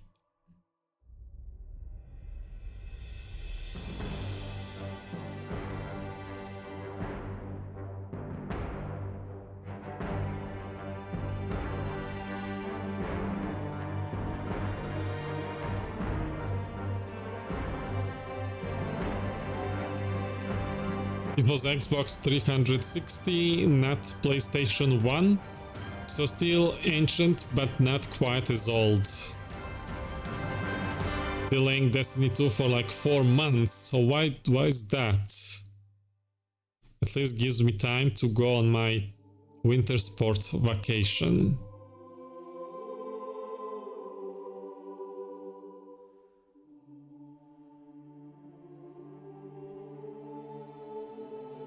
They fired some staff members because Bungie wilding. What is happening with that? I was like checking Destiny a few months ago because I didn't play that game. I tried to play it on my older PC and it didn't work well, so I didn't complete tutorial. have been most time in the menus. I really wanted to play it because my friend Nox plays it. So he was like the reason I was gonna get into that game. And then I ran into the video about the microtransaction hell that surrounded the game, and about the people buying the expansions and content in the game that gets removed because the game is too big.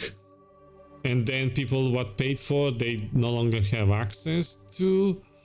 I am really like questioning those business model decisions. It's something that, you know, despite being first-person shooter, I was willing to give it a chance because it's also in space and stuff. Those stuff turn me off. Oh, the chat is active. Hold on, I need to catch up. They fired 100 people, which is apparently 8% of their total workforce. Why did they do that? Holy, there is also an open source clone of the Marathon engine called Aleph 1 that you can use today to play Marathon on modern ideas, so you don't need a Windows 95 machine for it. Interesting. That's sweet. That's cute that they've done that. I have 2,200 hours on Destiny 2. Oh, Dachi, did I? I'm sorry if I have hurt your feelings. You probably love the game if you spend that many. Shout to Nox. Yes. Yeah.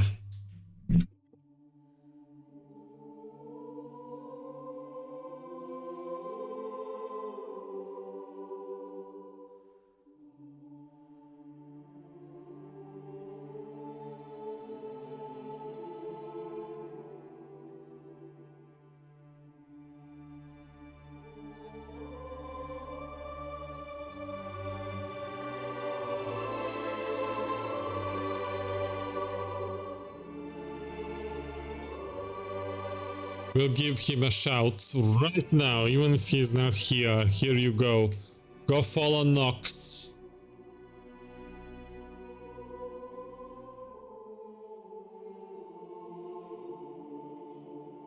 Did that go through bot? It did. Okay. There we go. Let's catch up. What did the chat say? Doing God's work around here. Yes, Nox is great. Yeah, give him a follow. And follow Luana and follow Dachi. You're all good. You're all great. And Luana is great and loud at the same time. Dachi, no you, Luana, no you. Destiny 2, you either don't play at all, or if you really wanna play, spend like 200 euros to get all DLCs, otherwise it ain't worth it. So it's those one of those free-to-play games that it's not actually free. It's technically free, but they charge you on every corner if you actually wanna play the game as a real player. Reminds me of Elder Scrolls Online. They even dare to like, oh, if you buy DLCs on one server, then you don't get to have them on your account. They're just for that server. If you wanna play with your US friends, you gotta pay for all of that again.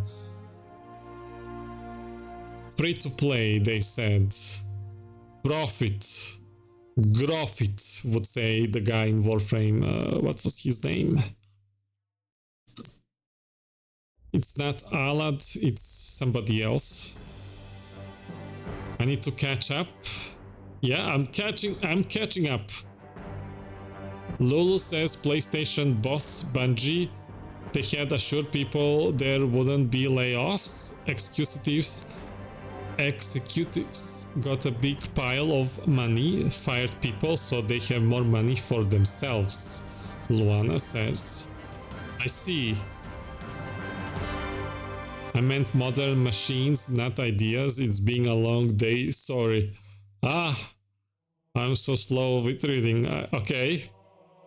Ideas. Luana, it's always for profit. When somebody gets a taste of money, they will always want more. That's true, and I don't consider it necessarily bad. You know, it's a good thing that you want to make more money and have profit and stuff. It's the problem I have with that is the way it's being done. You know, it's through the loot boxes, gambling, and this nonsense, like tricking, scamming people into free to play. It's the wrong way, I think.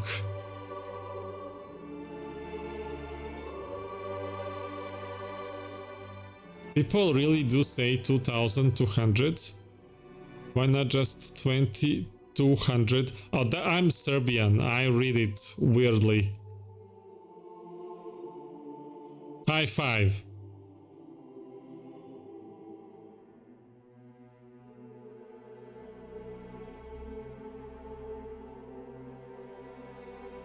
Yes, I did have to look how to type his I don't like his new name. I did have to, you know, I want to shout somebody accidentally, so I don't know how to say his name and I don't know how to type it. It was much easier when he was just Nox, N-O-X, and then I think he also had X-I-V, Noxiv. That was much easier. You knew it. Of course you did. Sony Interactive Entertainment bought Bungie after they left Activision after leaving Microsoft. So when Sony got Bungie or whoever, was Sony responsible for the loss of employees, or did Bungie fire them and then sold themselves and took the bigger money? How did that work? Because that makes more sense, you know, get rid of the people, so when you sell the thing you get more stuff for yourself, for those that little of them remained.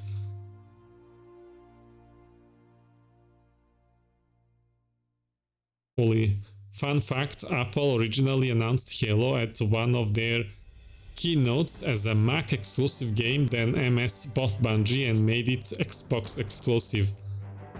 Steve Jobs was not happy. I paid for Destiny 2 when it was still for pay. I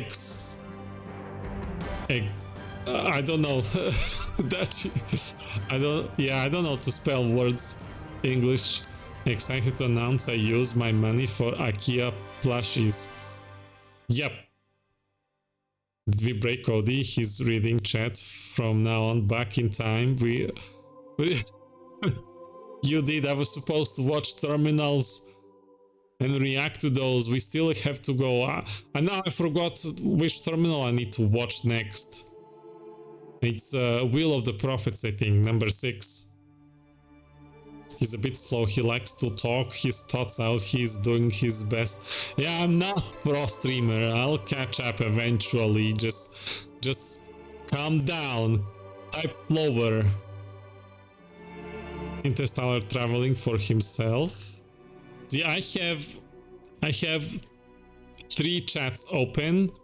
The one in OBS Studio, the other one in my browser on the left, and I'm also watching in the preview, so I can see the past chat and the one happening in the real time, so I can simultaneously reply to both, but that takes... I'm so complicated and lost. Let's just go in order. Elf doing elf things, Scab. And there we go. Luana finally reading. I knew it that I had to look up Nox's name, but don't tell Nox this, because I really like Nox and I don't want to hurt his feelings, so shh. Don't tell him this. Fake friend for real, yeah. Nuh. Don't tell Nuh. 2200 is a weird English thing. Other languages say it differently. Oh wow, that I'm finally catching up with the numbers. 14? Is that what it meant? What's the point of the 14? I know the size used 16, size 16, but what's 14?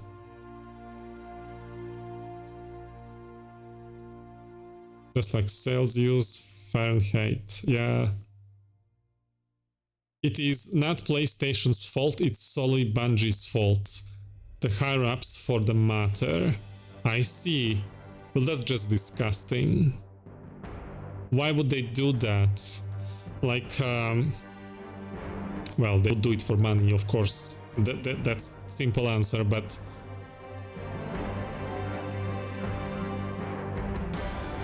I mean, look, they would get a lot of money even if they kept every worker, yeah? So it's not like it's just greed, it's how could they? I don't understand how much would that impact them for real? They're just gonna get I'm guessing this is like a known thing on YouTube now and everyone is after them talking the worst.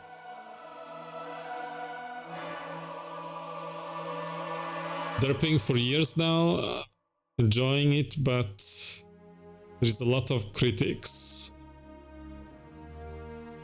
Executive. Did I read it right this time? You're tapping more. I need to enable slow mode. Oh, you're getting for dinner, so I see you. Eat that dinner slow and I see you after. Thank you for coming. Admittedly, German is funny. We say 1800 and 1900, but we would never say 2000, only number under 20. Nox has feelings. Sometimes he's like the guilty spark. He has feelings, but he doesn't know.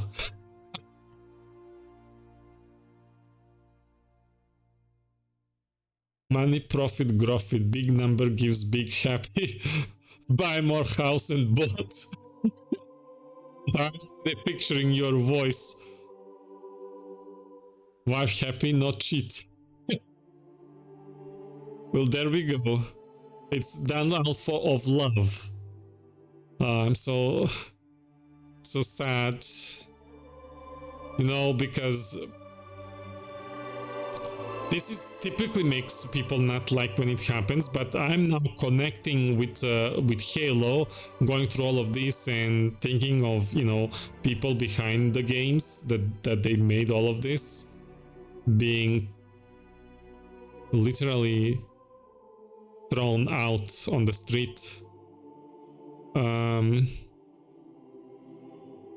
It's sad. There is so much love behind this, at least first two games. I don't know what I'm gonna expect in the next ones. I still have to come there, but I'm feeling worse than I otherwise would because I'm connecting with the game and thinking, you know, there are people behind this who make the music, who make the animations, who write the stories, the characters, who voice them, all these decisions, and the little people who make the assets and put things together, programming and everything. It's... I don't like it. Connecting with the game, that thing that EA keeps breaking for ME3 MP. Yes.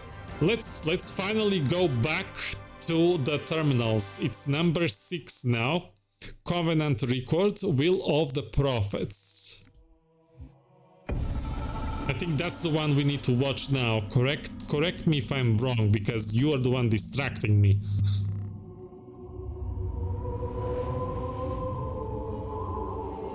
There is this tower that we stole like GTA pros, yeah? Regarding the history of the Covenant and its glorious founding species, the San Shayum and Sanghili, the record of punishment. We found this terminal before, you and I, you found it. Not the consignment of shame that it is currently, but what came before. Fingers. The legendary warriors of Sanghili past.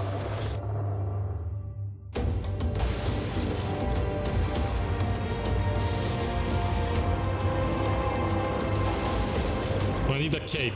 I want a cape. Long before the Covenant, I wanna be a superhero. their world with pride and Sanghili.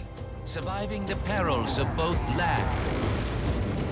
I would write G and H in there without having to say it. These were the arbiters of old, part king, part judge, warrior rulers, unlike any of which would follow. When we arrived on their frontier world of Ulgathon, the cost of life was severe. Led by a mighty arbiter, the Sanghili resisted our Sanghili, oh, he does say it. leading to decades of war. A little.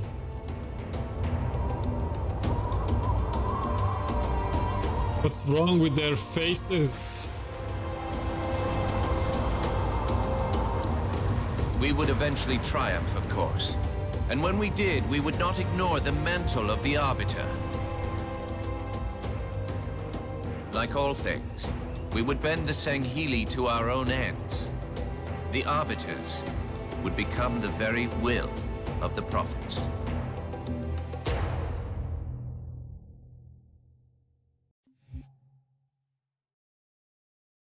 Why would they bend to them?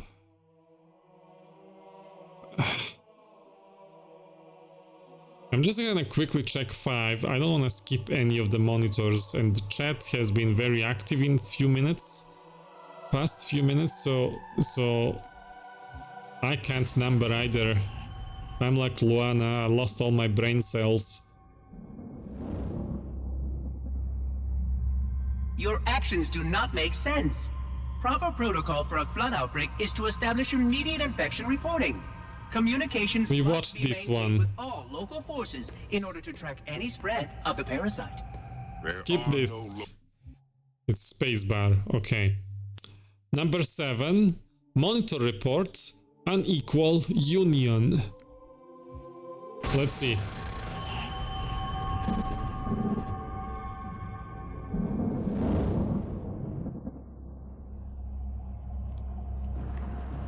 For generations, our holy arrangement put the prophets in charge of religion and technology. The elites led our military forces to convert new species and find relics such as your halo.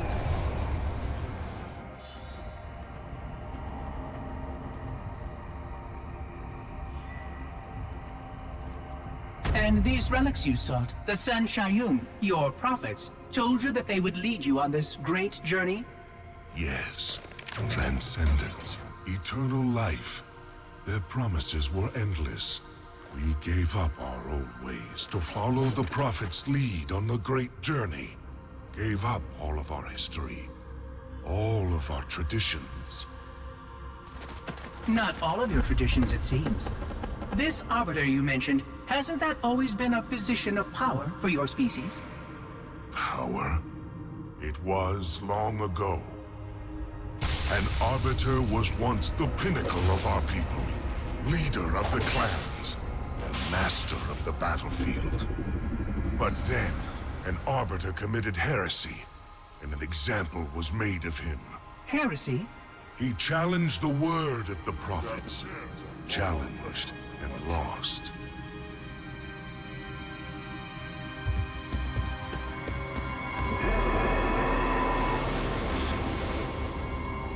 So the title of Arbiter became a badge of shame for our most spectacularly failed warriors. Yes. They were accomplished manipulators. Back before the firing of the array.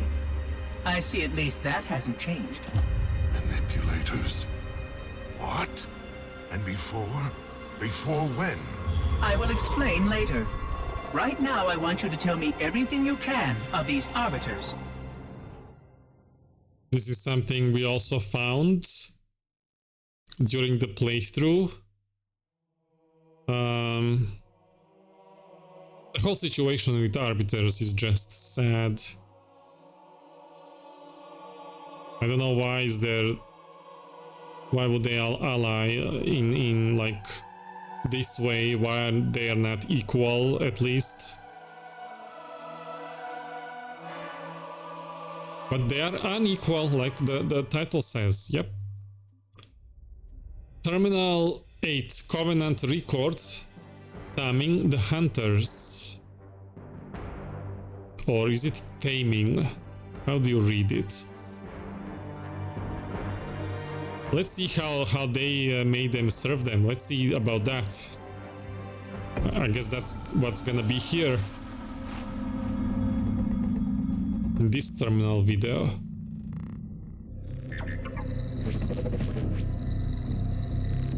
Our holy city was not always as it is, nor was the Covenant.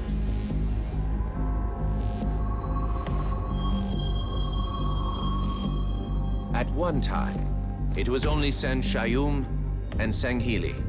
But as we grew, and new species were added to our number, radical steps had to be taken. Our first encounter with the Lek Golo was an effort in futility. Lek Golo. The blasphemous creatures had devoured a Forerunner orbital, shattering its remains into 1 trillion pieces. What? What was left became the Rings of Te. As no conventional methods could purge the rings of their infestation, we sent one of our most faithful, an Arbiter. For a full year, this Arbiter ventured across the surface of one of their moons, learning both their strengths and their weaknesses. It was there that we discovered the Lek Golo's secret.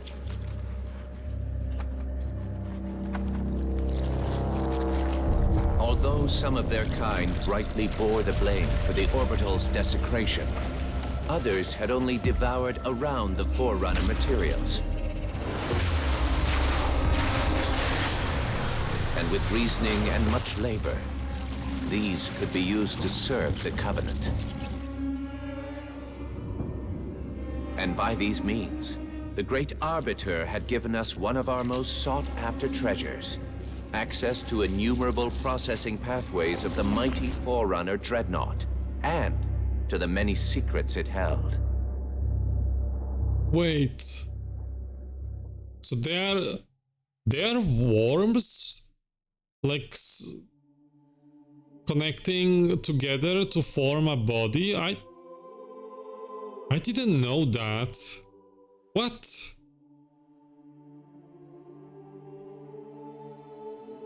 Privet Starik. Hello. Colonies of worms. Yeah. What?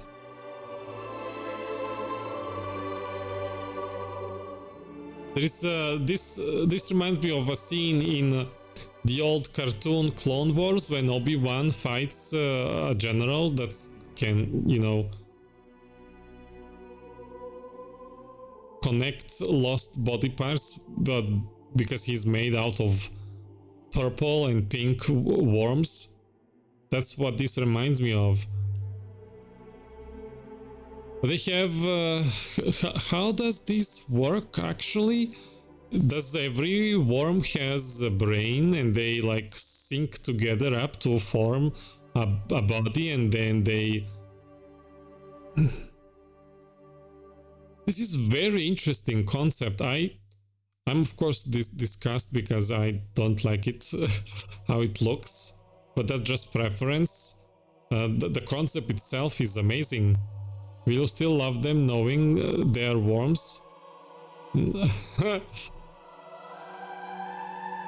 No?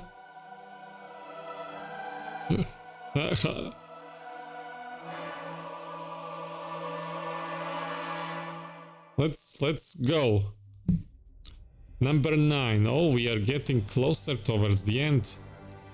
Monto report divine inspiration. I think it's religion time, Lulu.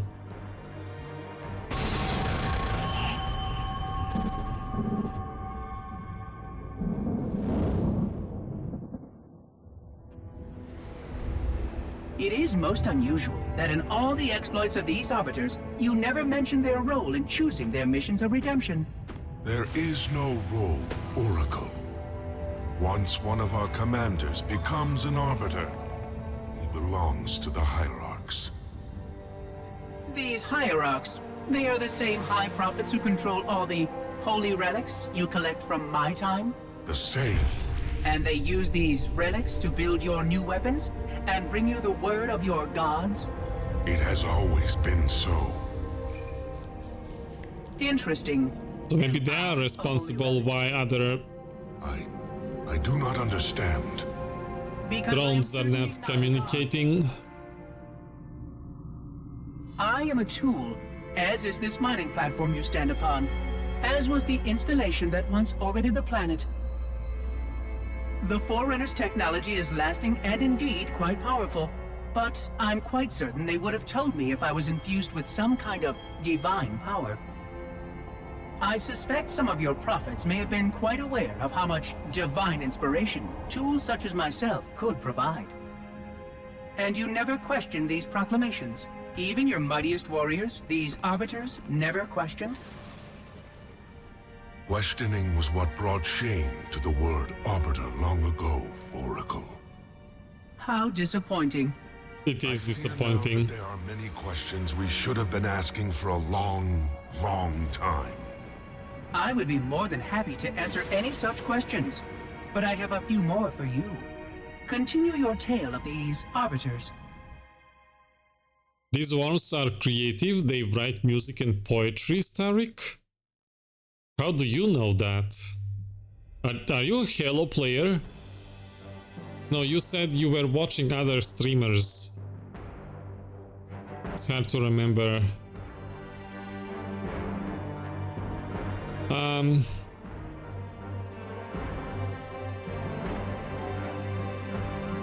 Number 10, Covenant Record. Okay, how do you read these words? Yungoi? Rebellion? What does that mean? English, I'm sorry, I don't know every word. I'll see what Google Translate says. Ah, the Google doesn't know. Maybe it's maybe it's a species then. That the word they made up for the game. Let's see it. You sent Discord DM. Oh, brightness. Why you blind me, Lulu? Turn on Dark Reader.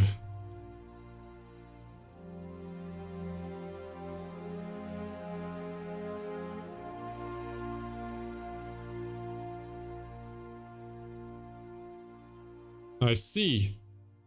Thank you. All right. Okay, well, let's play it.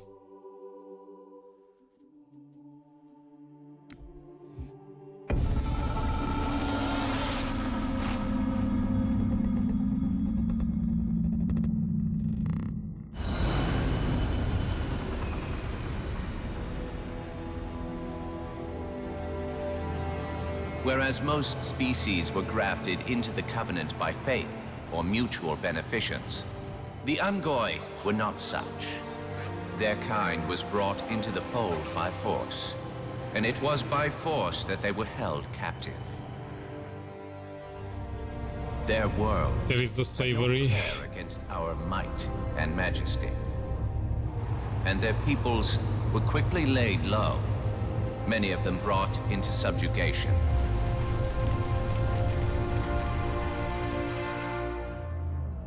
Yet while some species would perish under such pressure, others rise to the occasion, taking arms if need be, fighting back. Such it was for the Ungoi when their feud with the Kig-Yar led to rebellion. An effort by the Kig-Yar to sterilize the Ungoi population was met with stiff resistance, and for a time, the holy city was thrown into chaos. Once fully provoked, the Ungoi were merciless in their violence, lashing out at all species. Their large numbers and their tenacious volatility made them a suitable challenge, even for the elites. And yet again, we turned to an arbiter. And with a ferocity unparalleled since the beginning of the Covenant, the Ungoi world would be reduced to glass.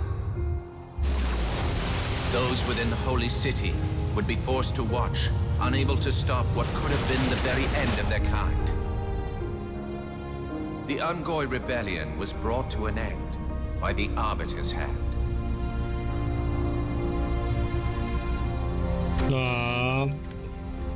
Their world was not completely lost, and those who survived within high charity found some measure of mercy. They had proven their worth in combat, and would now serve alongside the Sangheili in battle.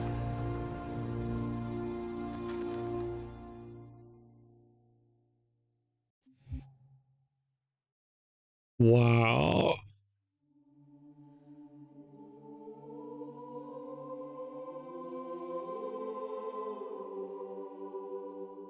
Brave little creatures. I don't know what to say, they have big heart. It's this is why it makes sense. I've noticed, you know, there is a storytelling about this through the gameplay, but it's not as clear. It's just there, and then you can interpret it in many ways. But now seeing this, it makes sense. Why would they panic whenever, you know, they're being led by elites in combat, and when you kill an elite and they remain, they are trying to flee in panic and are afraid, and they don't attack back because from their perspective they got defeated not only by losing their home planet, if I gathered that right from the terminal video, but they were defeated from inside. They don't have like what to exist for. They are afraid of the horrors elites and everyone else pushed into their hearts, and seeing that somebody as scary as those is being killed, defeated, dead by Master Chief, then they probably realize that there is a even worse thing than the Covenant. So they are afraid of us, and they are like running away.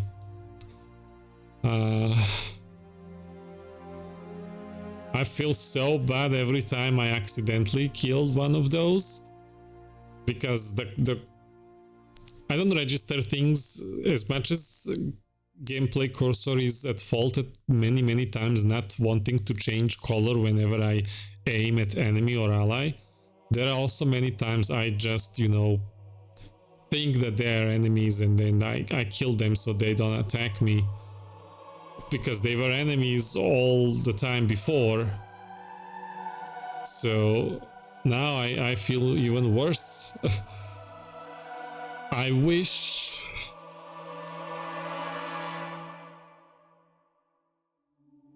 well, humans would not really have reason to free them, but I wish we had a Halo game dedicated just to get Ungoi free from the Covenant. and not necessarily having to join humans and serve us, but just to be free and have a new home planet that they can live on in peace.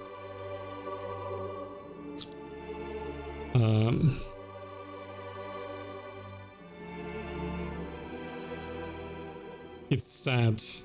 It's very sad what happened to their people. They even showcase little tear coming out there. They're emotional creatures. Covenant made Mandalore clearing with their planet's surface melting to glass. Mandalore sounds like Star Wars thing.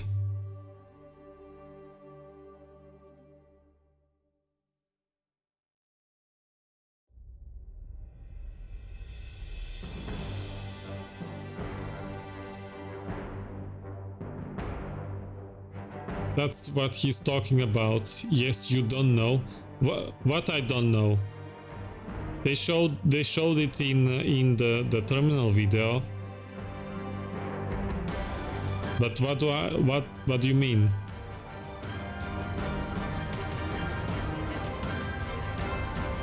Oh. I got confused. So they didn't call the planet Mandalore in the video, that's just Tariq comparing it to Star Wars. I see. Yeah, I did watch third season of Mandalore TV show. I've seen how it looks like. And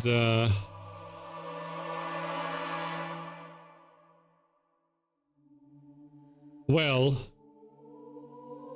let's just say that this terminal did it better than showcasing the stuff. This short video did it better than the whole season 3 of Mandalore. This one was far more emotional and far more artistic.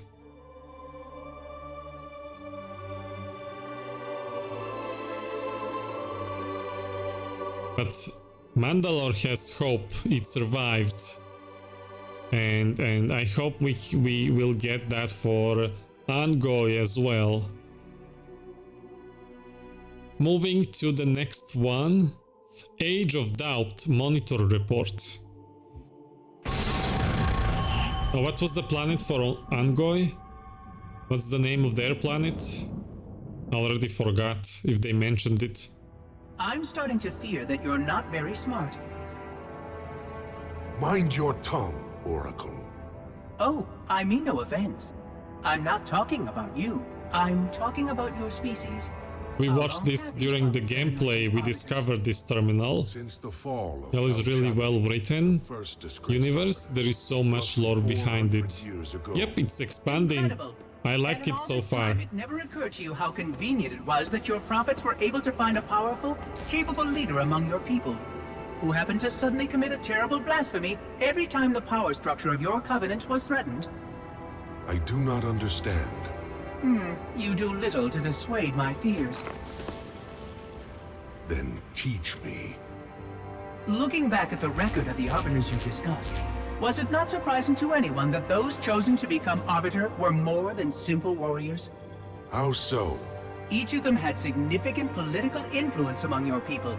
In some cases, that influence was already being used to question the decisions of your hierarchs.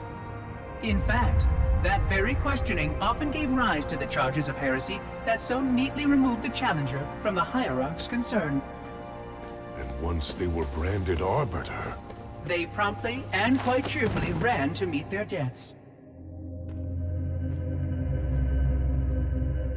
all our lives we look down at the path, put our feet where the prophets tell us. All our lives spent convincing ourselves of the truth of our covenant. Could all of it truly have been wasted? How does it feel to be like Angoy? You're all being used, one way or another. So I require a cooperative reclaimer to enact proper containment procedures. But your covenant keep trying to kill all the reclaimers I can find. All this bickering is quite a deadly waste of time. Right now, the most important question we can ask is this. Who could break this hold the prophets have over you?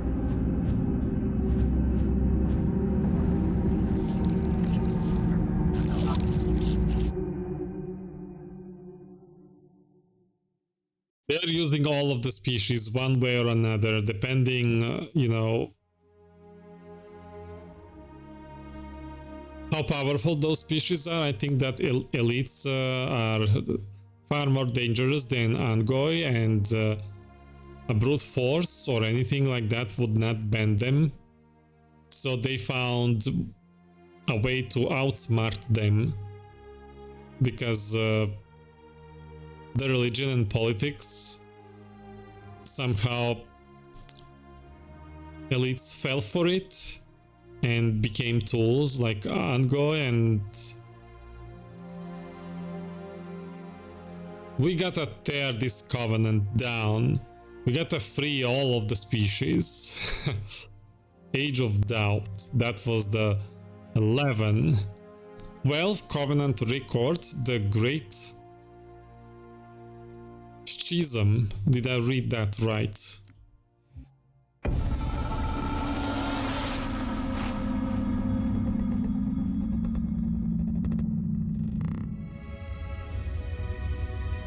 The history of the Arbiter is one of both legend and infamy. Their name has been corrupted by great shame, though the contemporary is perhaps the most confounding of all. Thel 'Vadamee was born of noble blood, the legendary House of Vada. His family's renowned Cynthia, you are here! expectations for his military career, and he would meet them all. Greetings! Oh, what's this? Ooh, it's a kung fu. One of the youngest to achieve the status of shipmaster, and one of the youngest to gain the rate of supreme commander. In our campaign against the humans, few have risen to renown as 'Vadamee. World after human world, all laid low for the sake of the great journey. But then came Halo. Shame unto shame. He failed his greatest charge, and the sacred ring was desecrated. By such disgrace, Thel 'Vadamee became the Arbiter. As a mere scribe, I do not challenge the word of the hierarchs, but I would be remiss not to voice concern. This Sangheili should have been put down, publicly slain as an example to all of our prayerful expediency. With the discovery of a second ring and the changing of the guard, all things are in jeopardy. Will this Arbiter remain loyal? Or will he stand with his people as they are abolished by our newfound might? He was loyal. Openly challenged the He did divine everything for proclamations you. of a hierarch. But this You Arbiter turned is a risk I your would back not on have him. tolerated. And I now fear the days of the Covenant are numbered. How are you, Cynthian? Which prophet was talking this? I didn't catch. I got distracted.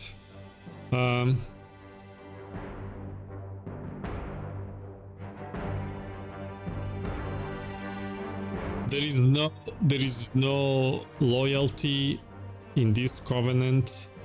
There is no friendship. There is nothing that keeps it together. Well, the only thing that keeps it together is being a fool and being used. Still traveling, but done with work. It was a scribe talking, no prophet. Oh, I see. Sounded like a prophet, I thought. So you're not home yet. You're saying you are traveling, like in other places, towns, or you are coming back. You are in a ride to go home. Let's see the false journey monitor report.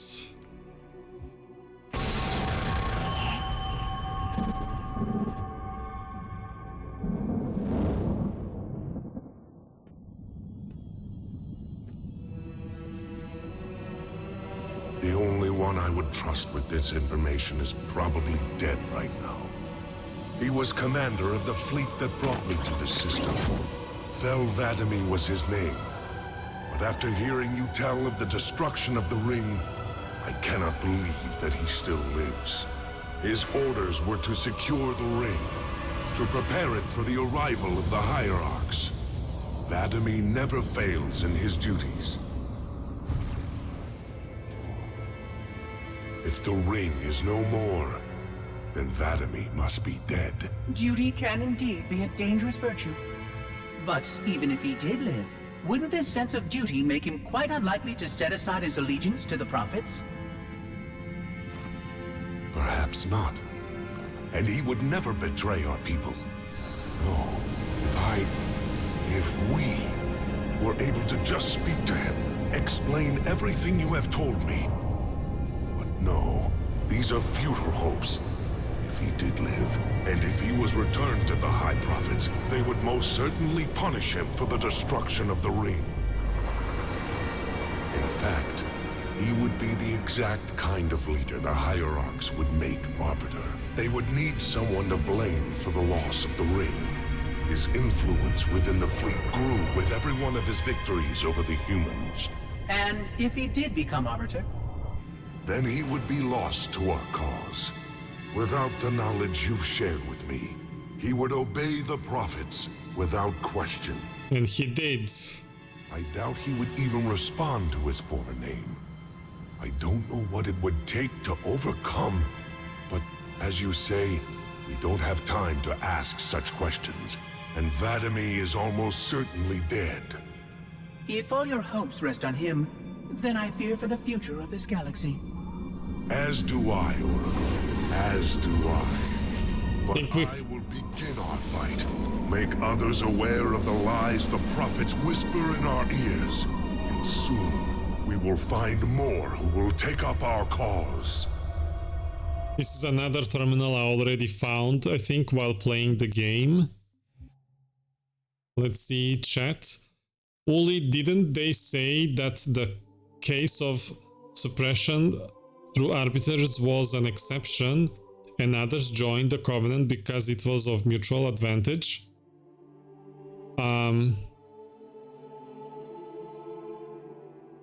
What do you mean others? Well, Angoi were forced, and the brutes were, well, the title says it itself, taming.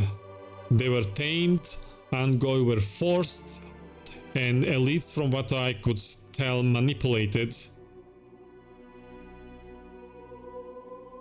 In another city, getting ready to head to the airport to go home. Oh, I've never traveled a plane. I don't know how that looks. Probably scary.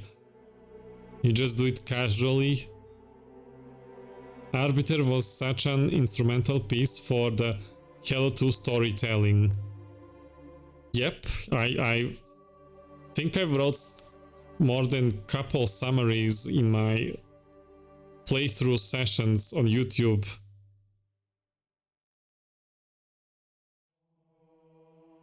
That's Mitchell Dorn's voice. Worf from Star Trek. Arbiter is David Keith. Silky smooth voice actor and is in few movies like Requiem for a Dream.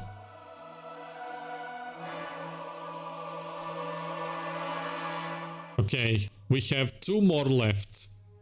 Beholden.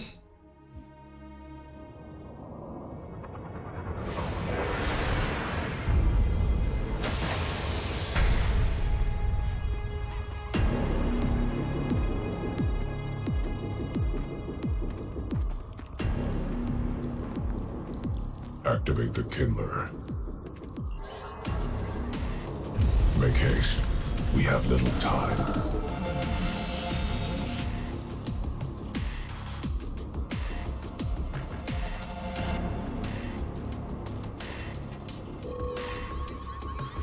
It has been found, Commander. Very well. Mark the coordinates and proceed with caution.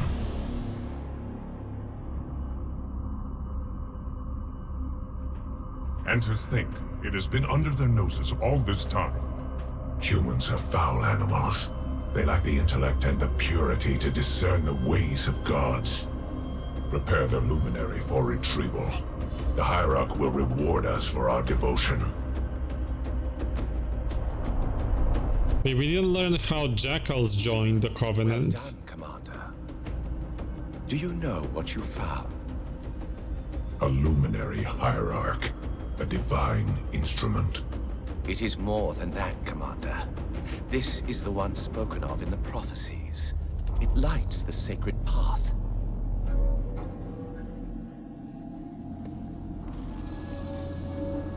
Stewards, good news, I pray? It was not easy, Blessed One. The luminary was not forthcoming with the holy words, but our hope proved true.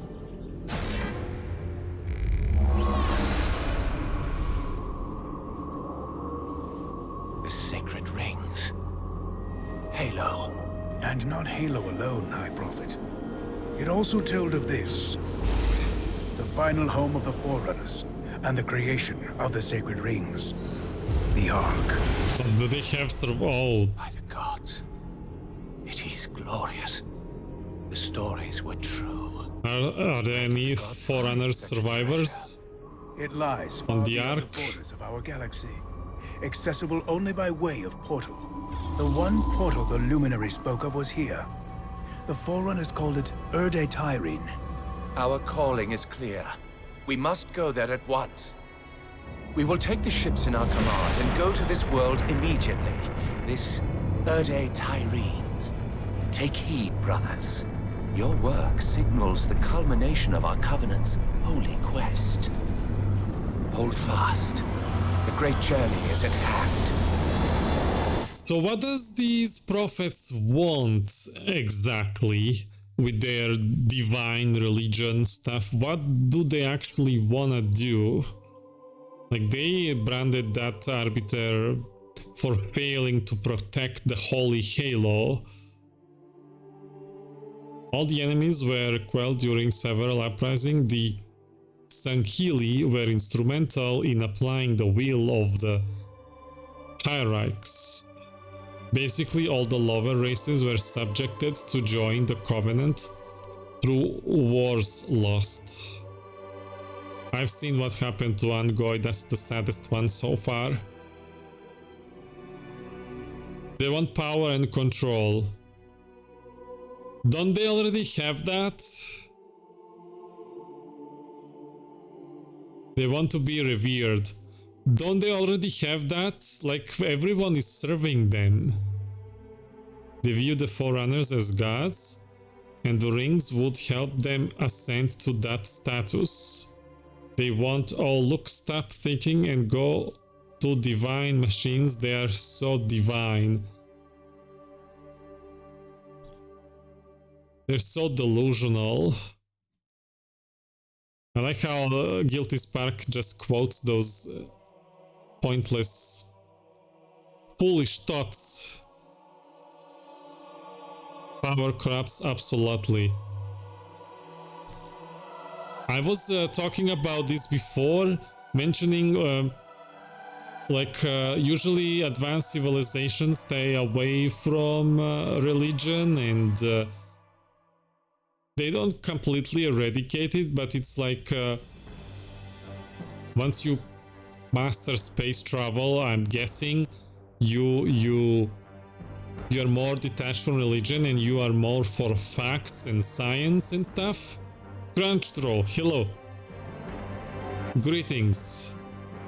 But these guys, they either truly are like that deluded, or they are not, but they are using that to manipulate everybody else. Let's give shouts to Crunch Troll before moving to unyielding, the final terminal. How are you, Crunch?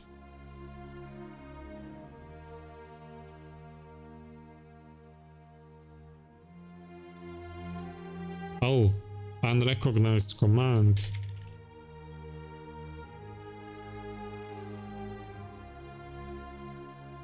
Oh, there we go.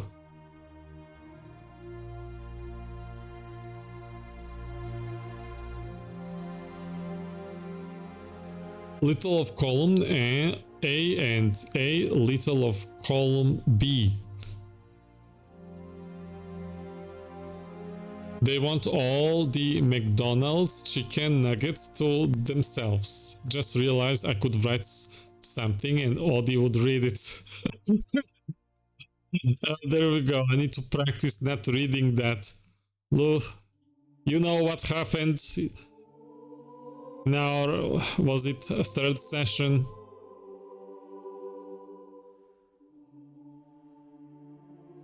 You're welcome, Crunch Troll. Let's see.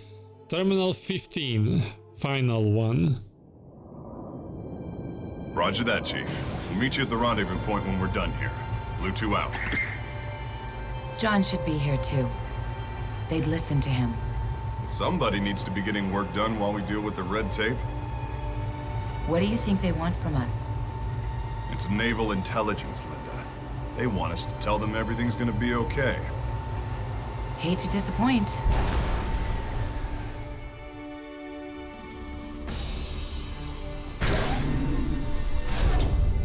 Blue team. Can tell this is not motion captured. He asked that I answer the Council's questions. Sir. We've been reviewing your report. You found a Covenant command and control station. It says here they were amassing an invasion fleet of more than 500 ships. The station was sufficiently disabled, but the threat is still out there. What is this? I have the report, but for the record of this council, what was this fleet's intended target, Spartan?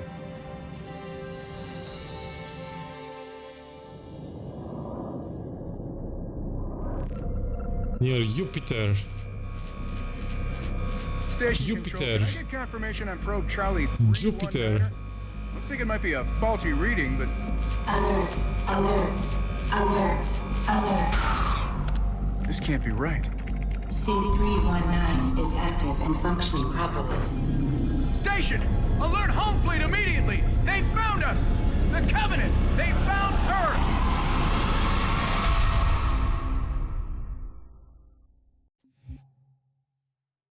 Well, of course they did. That's we fought them in this game. And you said this is Halo 5 stuff? Oh, so why they are reacting again to them like first time?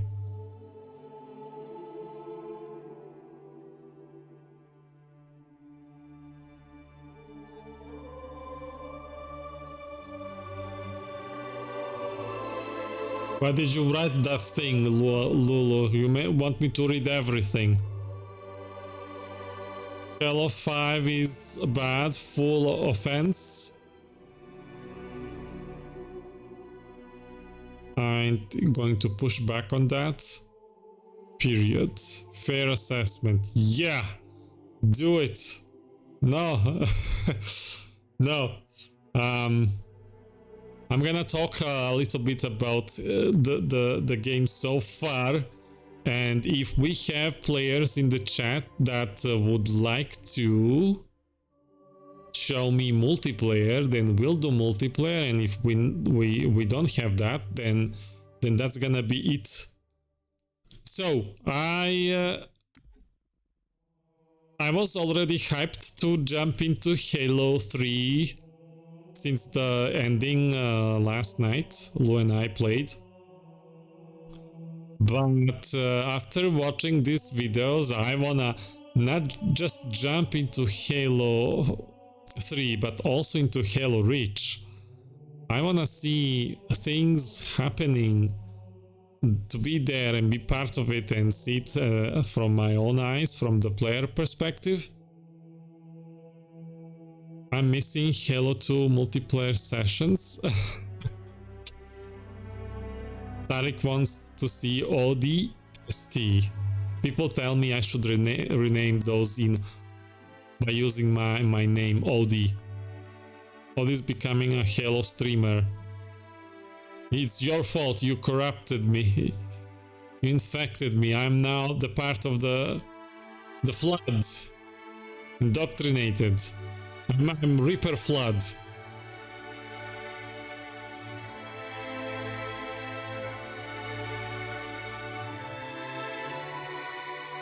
So, the past games, Halo 1 and 2 are different, and I picked Halo 2, Halo 1 as my favorite of the two, but it wasn't by a long shot. It was like almost a close call. The reason why it's because Halo uses its like downsides as advantage. How to put it? They don't tell much about world building and story. It's more about you discovering and mystery and stuff. Being lonely, depressed, and then you got that spiked up motivation through music and checkpoints that are important. It's the first time you see Halo when you from the Halo perspective, and the co-op is just better when you're not the burden all the time, like I was in second game. If I survive, I can save my partner by retreating, and it makes me feel more heroic. So those are the reasons why I like Halo 1 more. But I still like Halo 2. The CGI is amazing, and the storytelling and the change of scenery. You know, I miss that exploration feel from Halo 1, because Halo 2 is just action all the time, action. Rest in peace, Mass Effect. What burden? Shut. That's me just thinking. I like to contribute more than to like depend. I like it's like mutual. How Watcha says it. You scratch my back, now I scratch yours. That's what I like. But I do welcome the change of scenery. I like Halo 2 taking me to different places. I like that Halo 2 let me play as Arbiter and see a different perspective. I didn't like that playing Arbiter is almost like identical to Master Chief gameplay wise. I didn't like the Flood. I mean, I commend them for making it scarier, making it real horror enemies that they weren't as much in Halo 1. I still, you know, they can get me in Halo 1. I can't stay like neutral on them, but Halo 2, the speed and the way they move, and now they have shields, invisibility, use guns, and all of that. It's, you know, finding out that the little guys can enter inside the bodies of the dead and revive them like necromancy from inside out. Those things, it's you know, good. It's good telling, but I don't like to be there. It's scary. The Flood is the worst. Audi has about 4 years until the new Mass Effect comes out. In that time, he can play Halo. Well, there we go. There we go. Halo 3 is gonna be next one. So, again, question for the chat. Is there anyone there who wants to take me through one match of Halo Combat Evolved multiplayer and one match of Halo 2 multiplayer to show me how the multiplayer looks. Again, I did play 3 matches yesterday in multiplayer Combat Evolved with couple of my friends, and one game was horrible because I was keep dying, like basically on respawn. They know where I was and they killed me. But the other 2 were kind of fun. I found this cloak, became invisible with shotgun, and a friend was carrying the ball, and we need to protect him. So whenever enemies were coming towards him, I would sneak and just shoot them with my shotgun while invisible. So I had fun knowing I contributed. I never tried them before. I'm too scared to play. Me too. I don't want to go in multiplayer alone. I guess we will be skipping the multiplayer then. We don't have players for that. Maybe we check them some other time in the future. Maybe off screen, maybe not. Maybe we do it on stream. I don't know. But I don't want to go in there alone. I guess I can check customization, play a little bit with that. Let's see. Where do I do? What's creative? Oh, it's not that. It's options, customization. Okay. Combat Evolved. Everything is locked. Acquire the visor by unlocking in Series 2. Personalization. Acquire the pose by unlocking in the exchange. The collar is the only one working, but sadly this didn't translate in single player. And the gear, I've seen that. Halo 2 Classic, Halo 2 Anniversary. Oh, they separated these. Okay, let's see. Classic. Prefer species.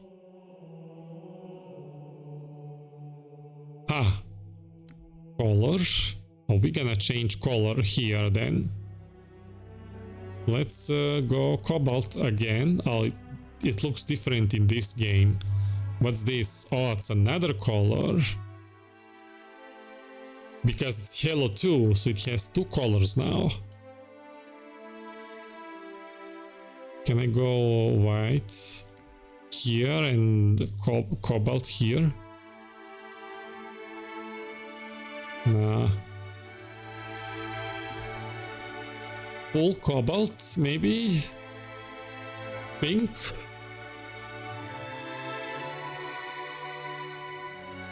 Tan fits a little bit because of the helmet visor, but oh, this one fits better.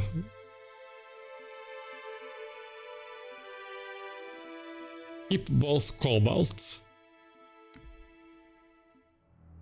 Spartan pose. Oh, they are all locked here too. Ah, too bad. Pose by unlocking in the exchange.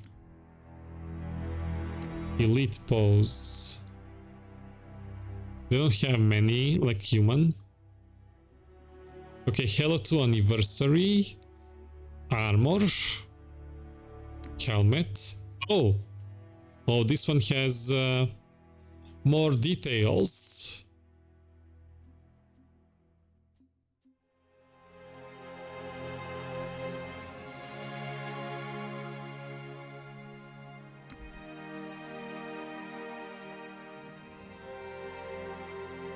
Oh, these all are locked. Oh, there is a lot of options here.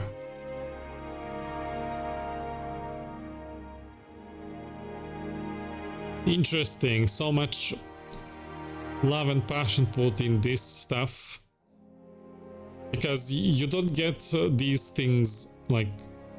there is no microtransactions from what I gathered. This is all you unlock by playing. And... They didn't have to do it. And they've done it, so I approve.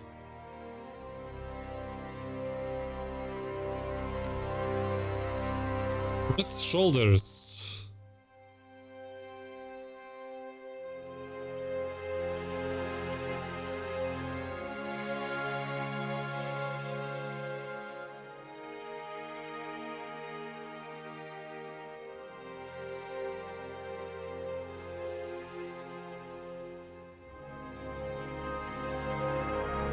I like hoplite. Is that the helmet I also picked? So right shoulder should also be the same. And chest.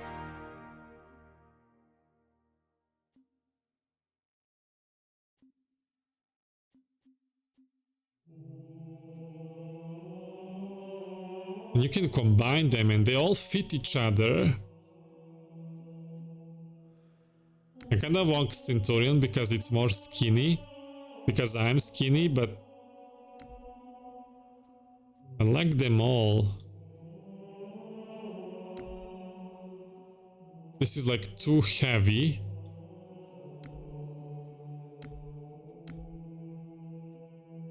Yeah. Forearms.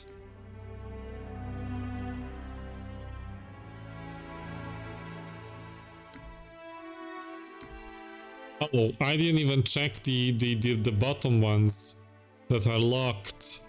Oh wow, they have so many options.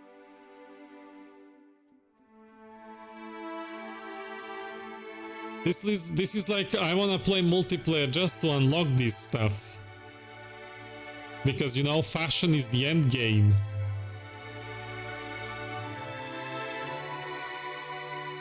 I can have Falcon on my shoulder.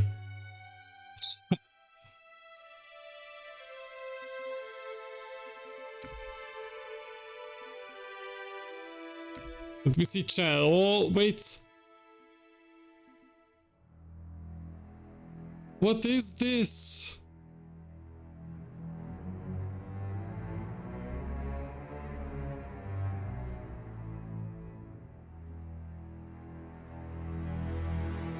So much stuff. Do I even wanna know this is still Halo 2, so it's like older than most.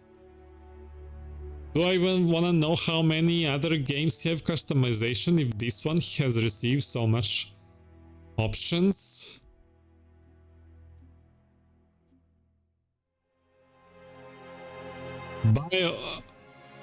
Bioroid.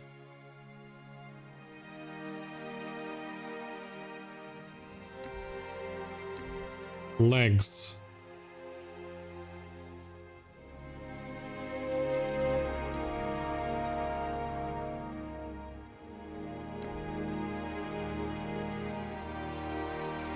This feels too heavy, so we might go with Centurion again. Yeah, Centurion fits, but let me see the other ones available. Ooh.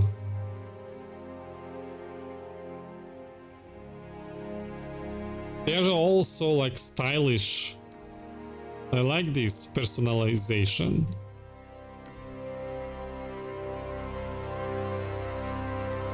Spartan.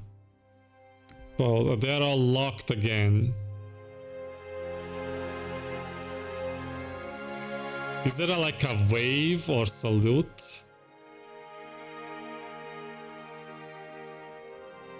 Ah, there it is. Salute.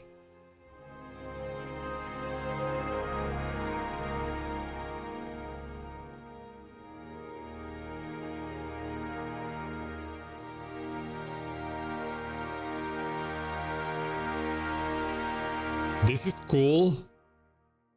Can I rotate this? Oh!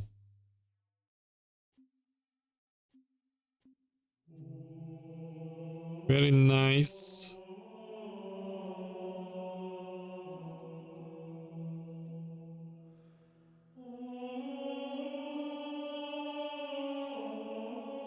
Sit down. Just chill. Too bad they are locked. Exchange. I don't know what's that. Colors. Okay, let's see. Oh, the white is a real white this time. And we have more colors.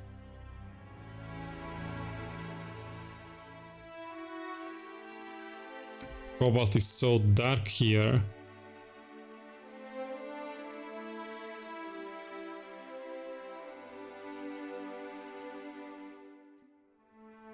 I'm gonna...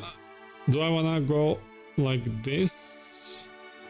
And then maybe white one here? Ooh.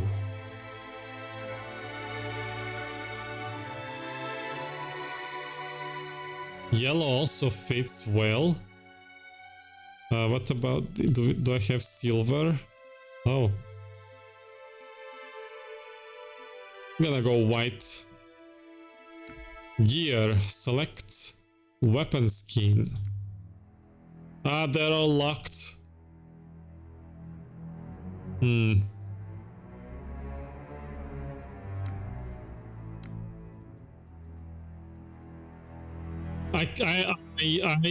I think I understand why weapon skins would be more important than like armor, because you'll get to look in first person perspective at your weapons all the time, but you don't see yourself unless you're in the menu.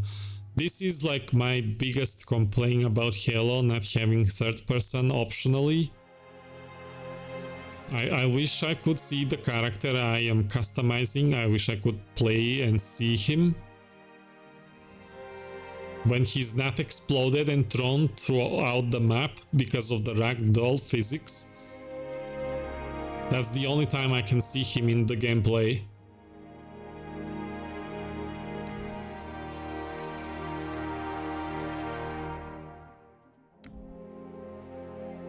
Rocket launcher.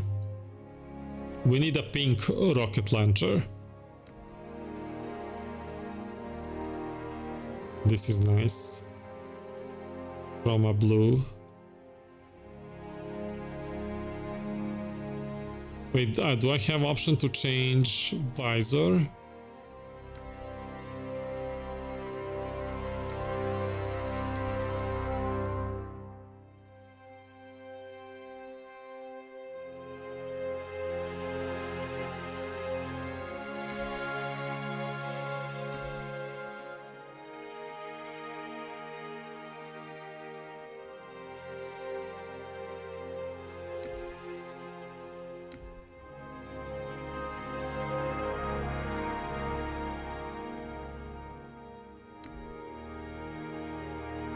Yeah, you can customize aliens.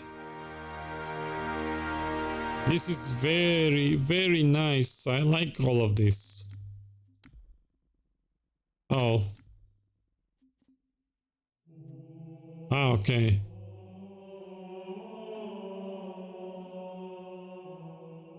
I don't want to click on Halo 3. I don't...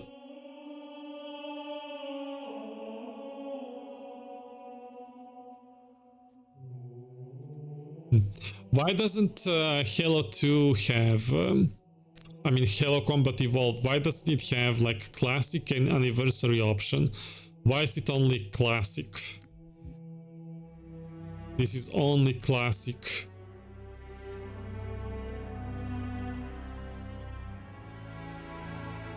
And they have visor, but the second game doesn't have visor.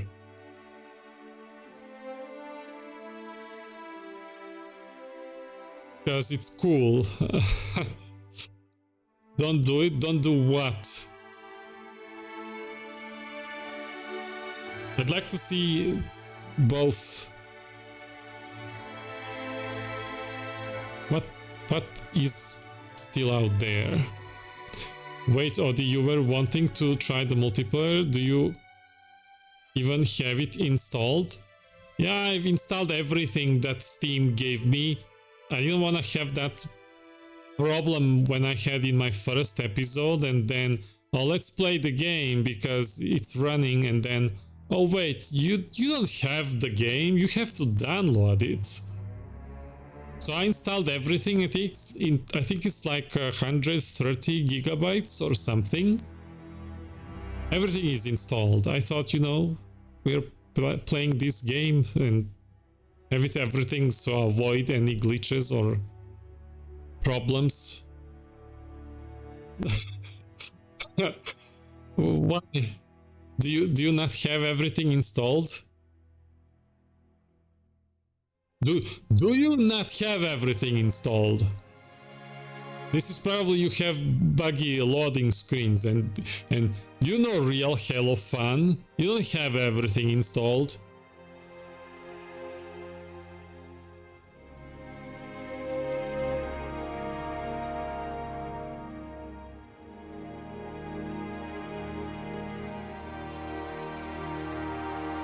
Yeah, listen to what Scap has to say. Real fans have their entire Steam library installed. It's over. Scap is now on my side. I'm stealing Scap from you. Scap and I against Lulu.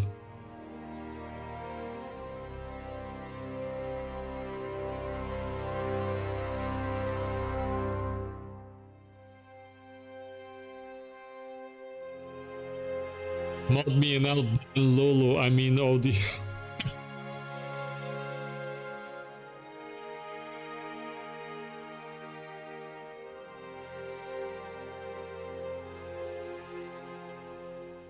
Okay, what else is there to check? We're not gonna check multiplayer today since we don't have players, but what's career? Oh, I guess we can look a little bit at Halo Combat Evolved stuff. What do I have here? Is it achievements? Maybe I can compare how useful I was and how Luana was useful. How many kills and deaths we have? Is this where you look this? Or is it in leaderboards?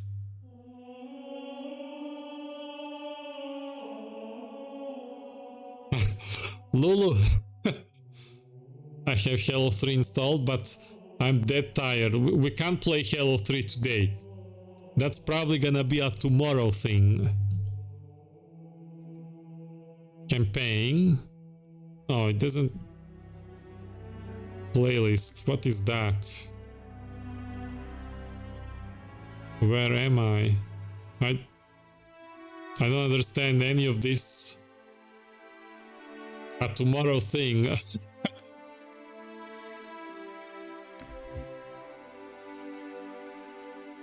I don't know any of that. Let's see leaderboards. Let's see. Combat Evolved. I only played Legendary, so we'll look at Legendary. Friends. Let's see Legendary Friends.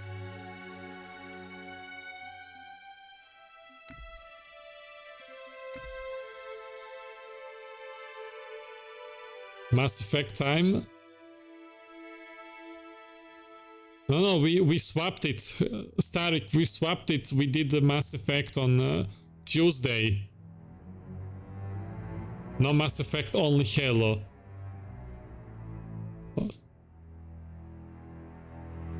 I placed it in the news, yeah. I announced it.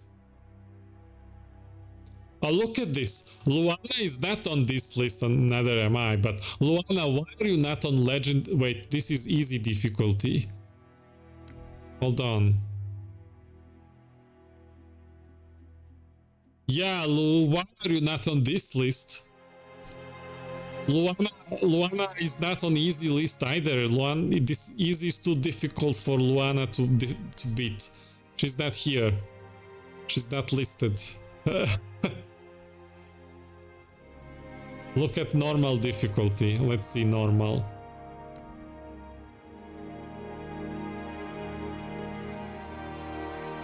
This is not true. This is Photoshop, Luana. You are not normal. You... no.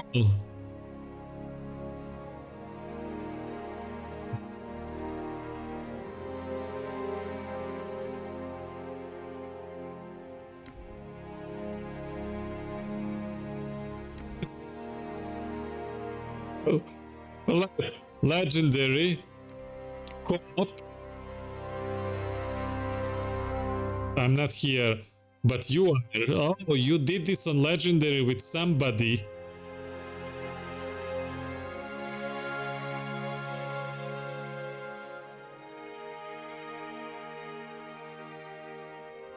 Interesting.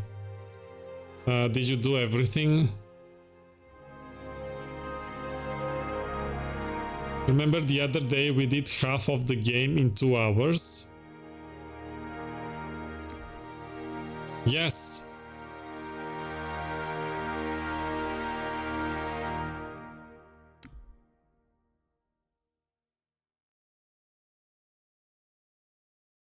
Oh, the silent cartographer is the next one you need to play.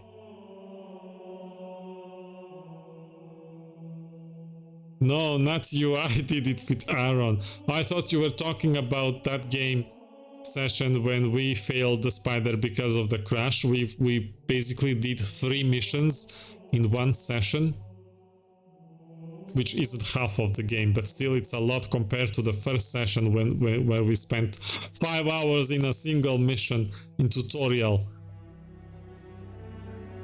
So true, yes. So does Aaron know how to play Halo? Or you have to carry him like you did me? Are you like, oh, I had to put up with this already live. Aaron, be useful. This time you carry. Aaron is a soul player, lives off Dark Souls, Sekiro, Elden Ring, Path of Exile, Runescape and World of Warcraft. He got the big brain mass.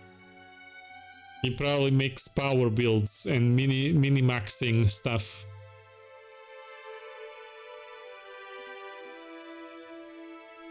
You know what's interesting to see? It's interesting to see Halo 2 leaderboards because that's the one people consider the most difficult. So we're gonna look at Legendary first. Only friends. He literally mini-maxes everything. Oh, you don't. You don't hate him much.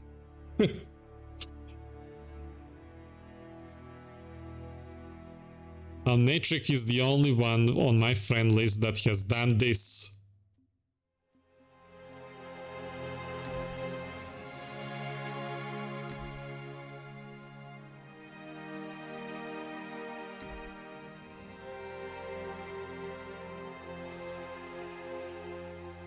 Oh, then we have true username. And then nothing. Dead end. So Natrix did tutorial. Nate was like, oh, okay. I can do this on Legendary and well, I'm there too. And so is Lulu. But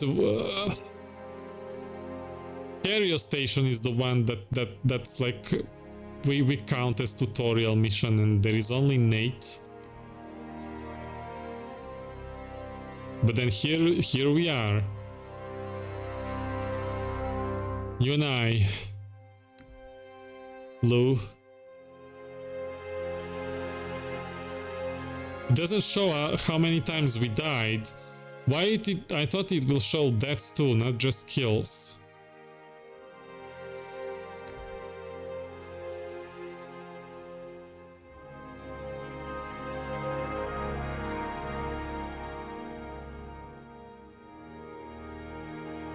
Matrix, get off the game. We're just so good. We are pros. We are. There is no match for us. We are the pros, professionals. The arbiter. Oh, look at this. I didn't count for you. It didn't count for you. You had the glitch bug. The loading screen. You're not here. Are you in solo? You're gonna do it, alright? still, the Oracle. Didn't you say you'll never play this on Legendary? You're again not here. I feel bad.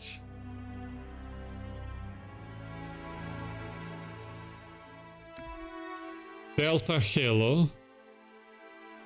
Where are you? Oh, look at this, 69.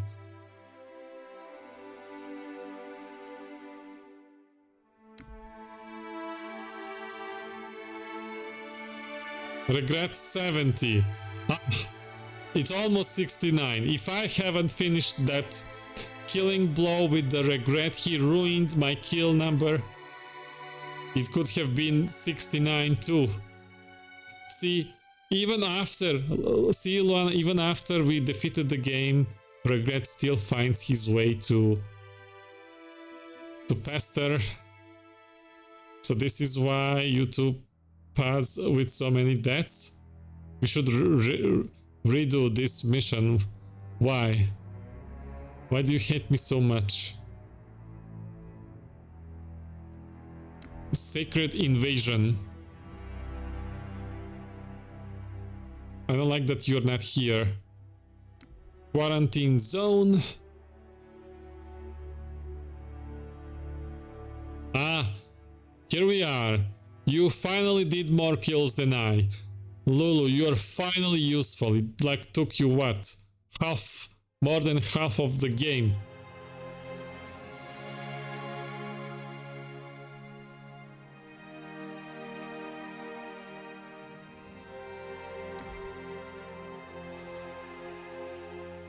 Look at this. Now she's going crazy. Look at this. Look at this difference. She's like, I'm gonna show you who is the Jedi Master. Let me pick my lightsaber. Look at this. It's crazy. Yes, you are. Look. Like, what? What were you doing? She probably like enter Krogan Rage Vorcha Bloodlust mode. And like, I'm gonna kill them all. I'm not stopping until they're all dead. I'm finishing this tonight. Grave mind.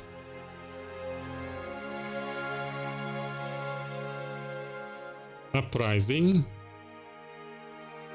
Ah, you're the stupid glitch. I can't see you. There you are. Yeah. And the Great Journey. Wow, you have been such a carry, Lou. You have taken care of all my problems. I don't know how long it would have been this playthrough for solo if it wasn't for you. I don't know.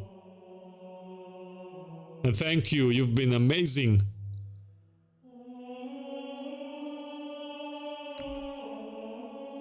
We're not gonna check the other ones. I don't wanna spoil myself. I don't know what's gonna be there. So not gonna click those. Did I unlock any cool background? I can update my profile maybe. Just cause you are insane, well, this game made us both insane if we were not insane before that, but although I doubt. Why this doesn't load?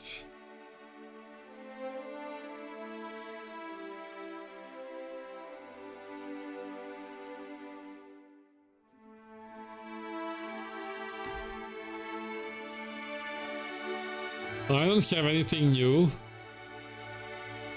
Oh wait, I have this. Oh, that was there before.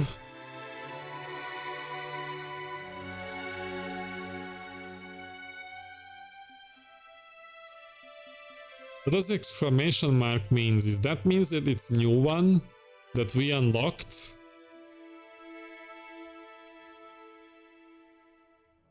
You're soloing next. Ah, okay. Complete the 50 mission or multiplayer games. Okay.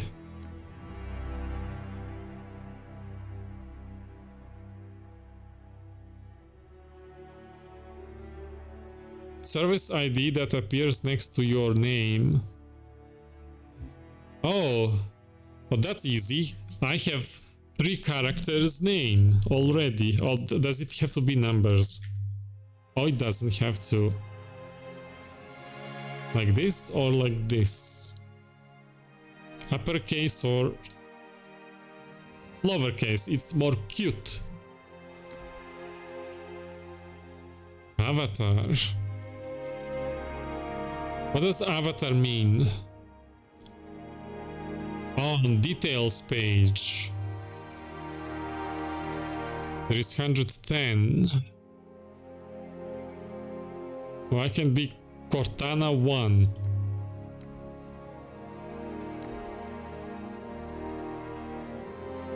Wait, no, my clan tag is N7, but my nameplate is Lua. I cannot change clan tag until I play multiplayer or more single player missions. Does repeating the missions count towards that if I like play the same campaign missions I already completed? Do you know, maybe?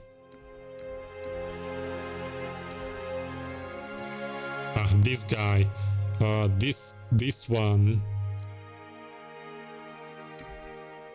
It counts? Good.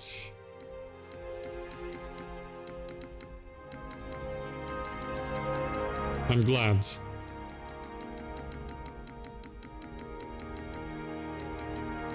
There is so much stuff here. We're not gonna go through all of that. Oh, I was already here.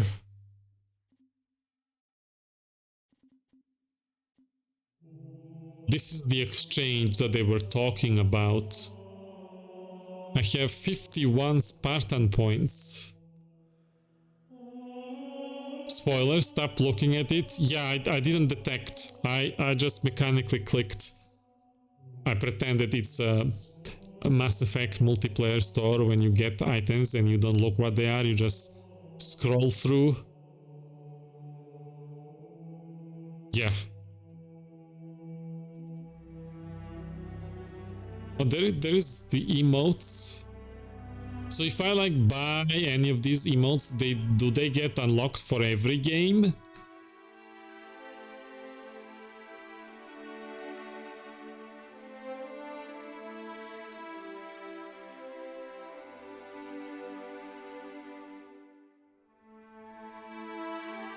I think they show it. Okay, so I can click, it's not gonna spend it for me, yeah?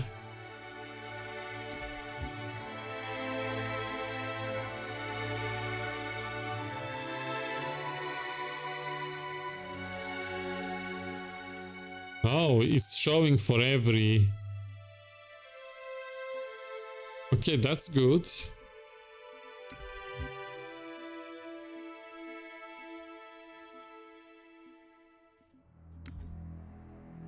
I think it's for every game.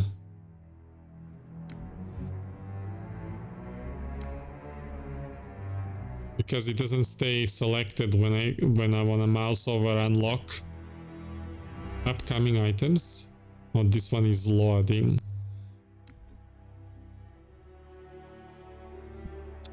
Well, I think I've checked everything that it's there. What is this? I probably have seen this in my first video of Halo and didn't know. But yeah, I think it's over. I'm gonna tell Aaron to play Halo Combat Evolved with me tonight because I'm obnoxious. Alright. Well, we will be ending the stream soon. This was a chill hangout with Halo and with you. I'm a little sad we didn't find players, I mean from the chat, to take me through multiplayer, see how that goes. I guess we can check that some other time, maybe live, maybe off screen, we'll see. I had fun watching the terminals and talking about the games, and I cannot wait to play Halo 3. So we'll see. It should happen tomorrow, but I'm considering to take a little break. I don't know, we'll see. I'll communicate that through my Discord, which put on your Discord and tell people you wanna play it. I did. I literally announced it to everyone in the news. Discord, here we go. That's my Discord for anyone who wants to join. We had some viewers here. Thank you for watching.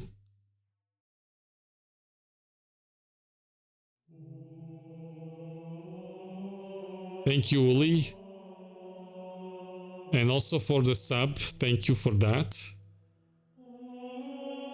We finished Halo Combat Evolved and 2 and watched everything, talked about everything. The final episode, I mean, the completion of the Halo 2 game, I'll release it after I finish this session. So in like an hour or two, if the processing was done. That was 53 gigabytes file size I had to upload to YouTube.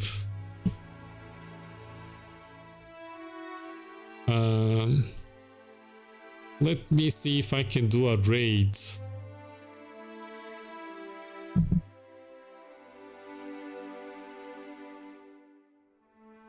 We can raid the Cat Trilio, I suppose. Oh.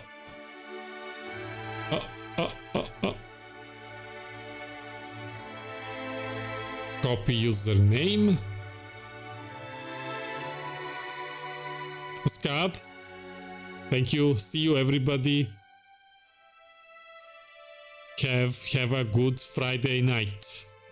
Bye.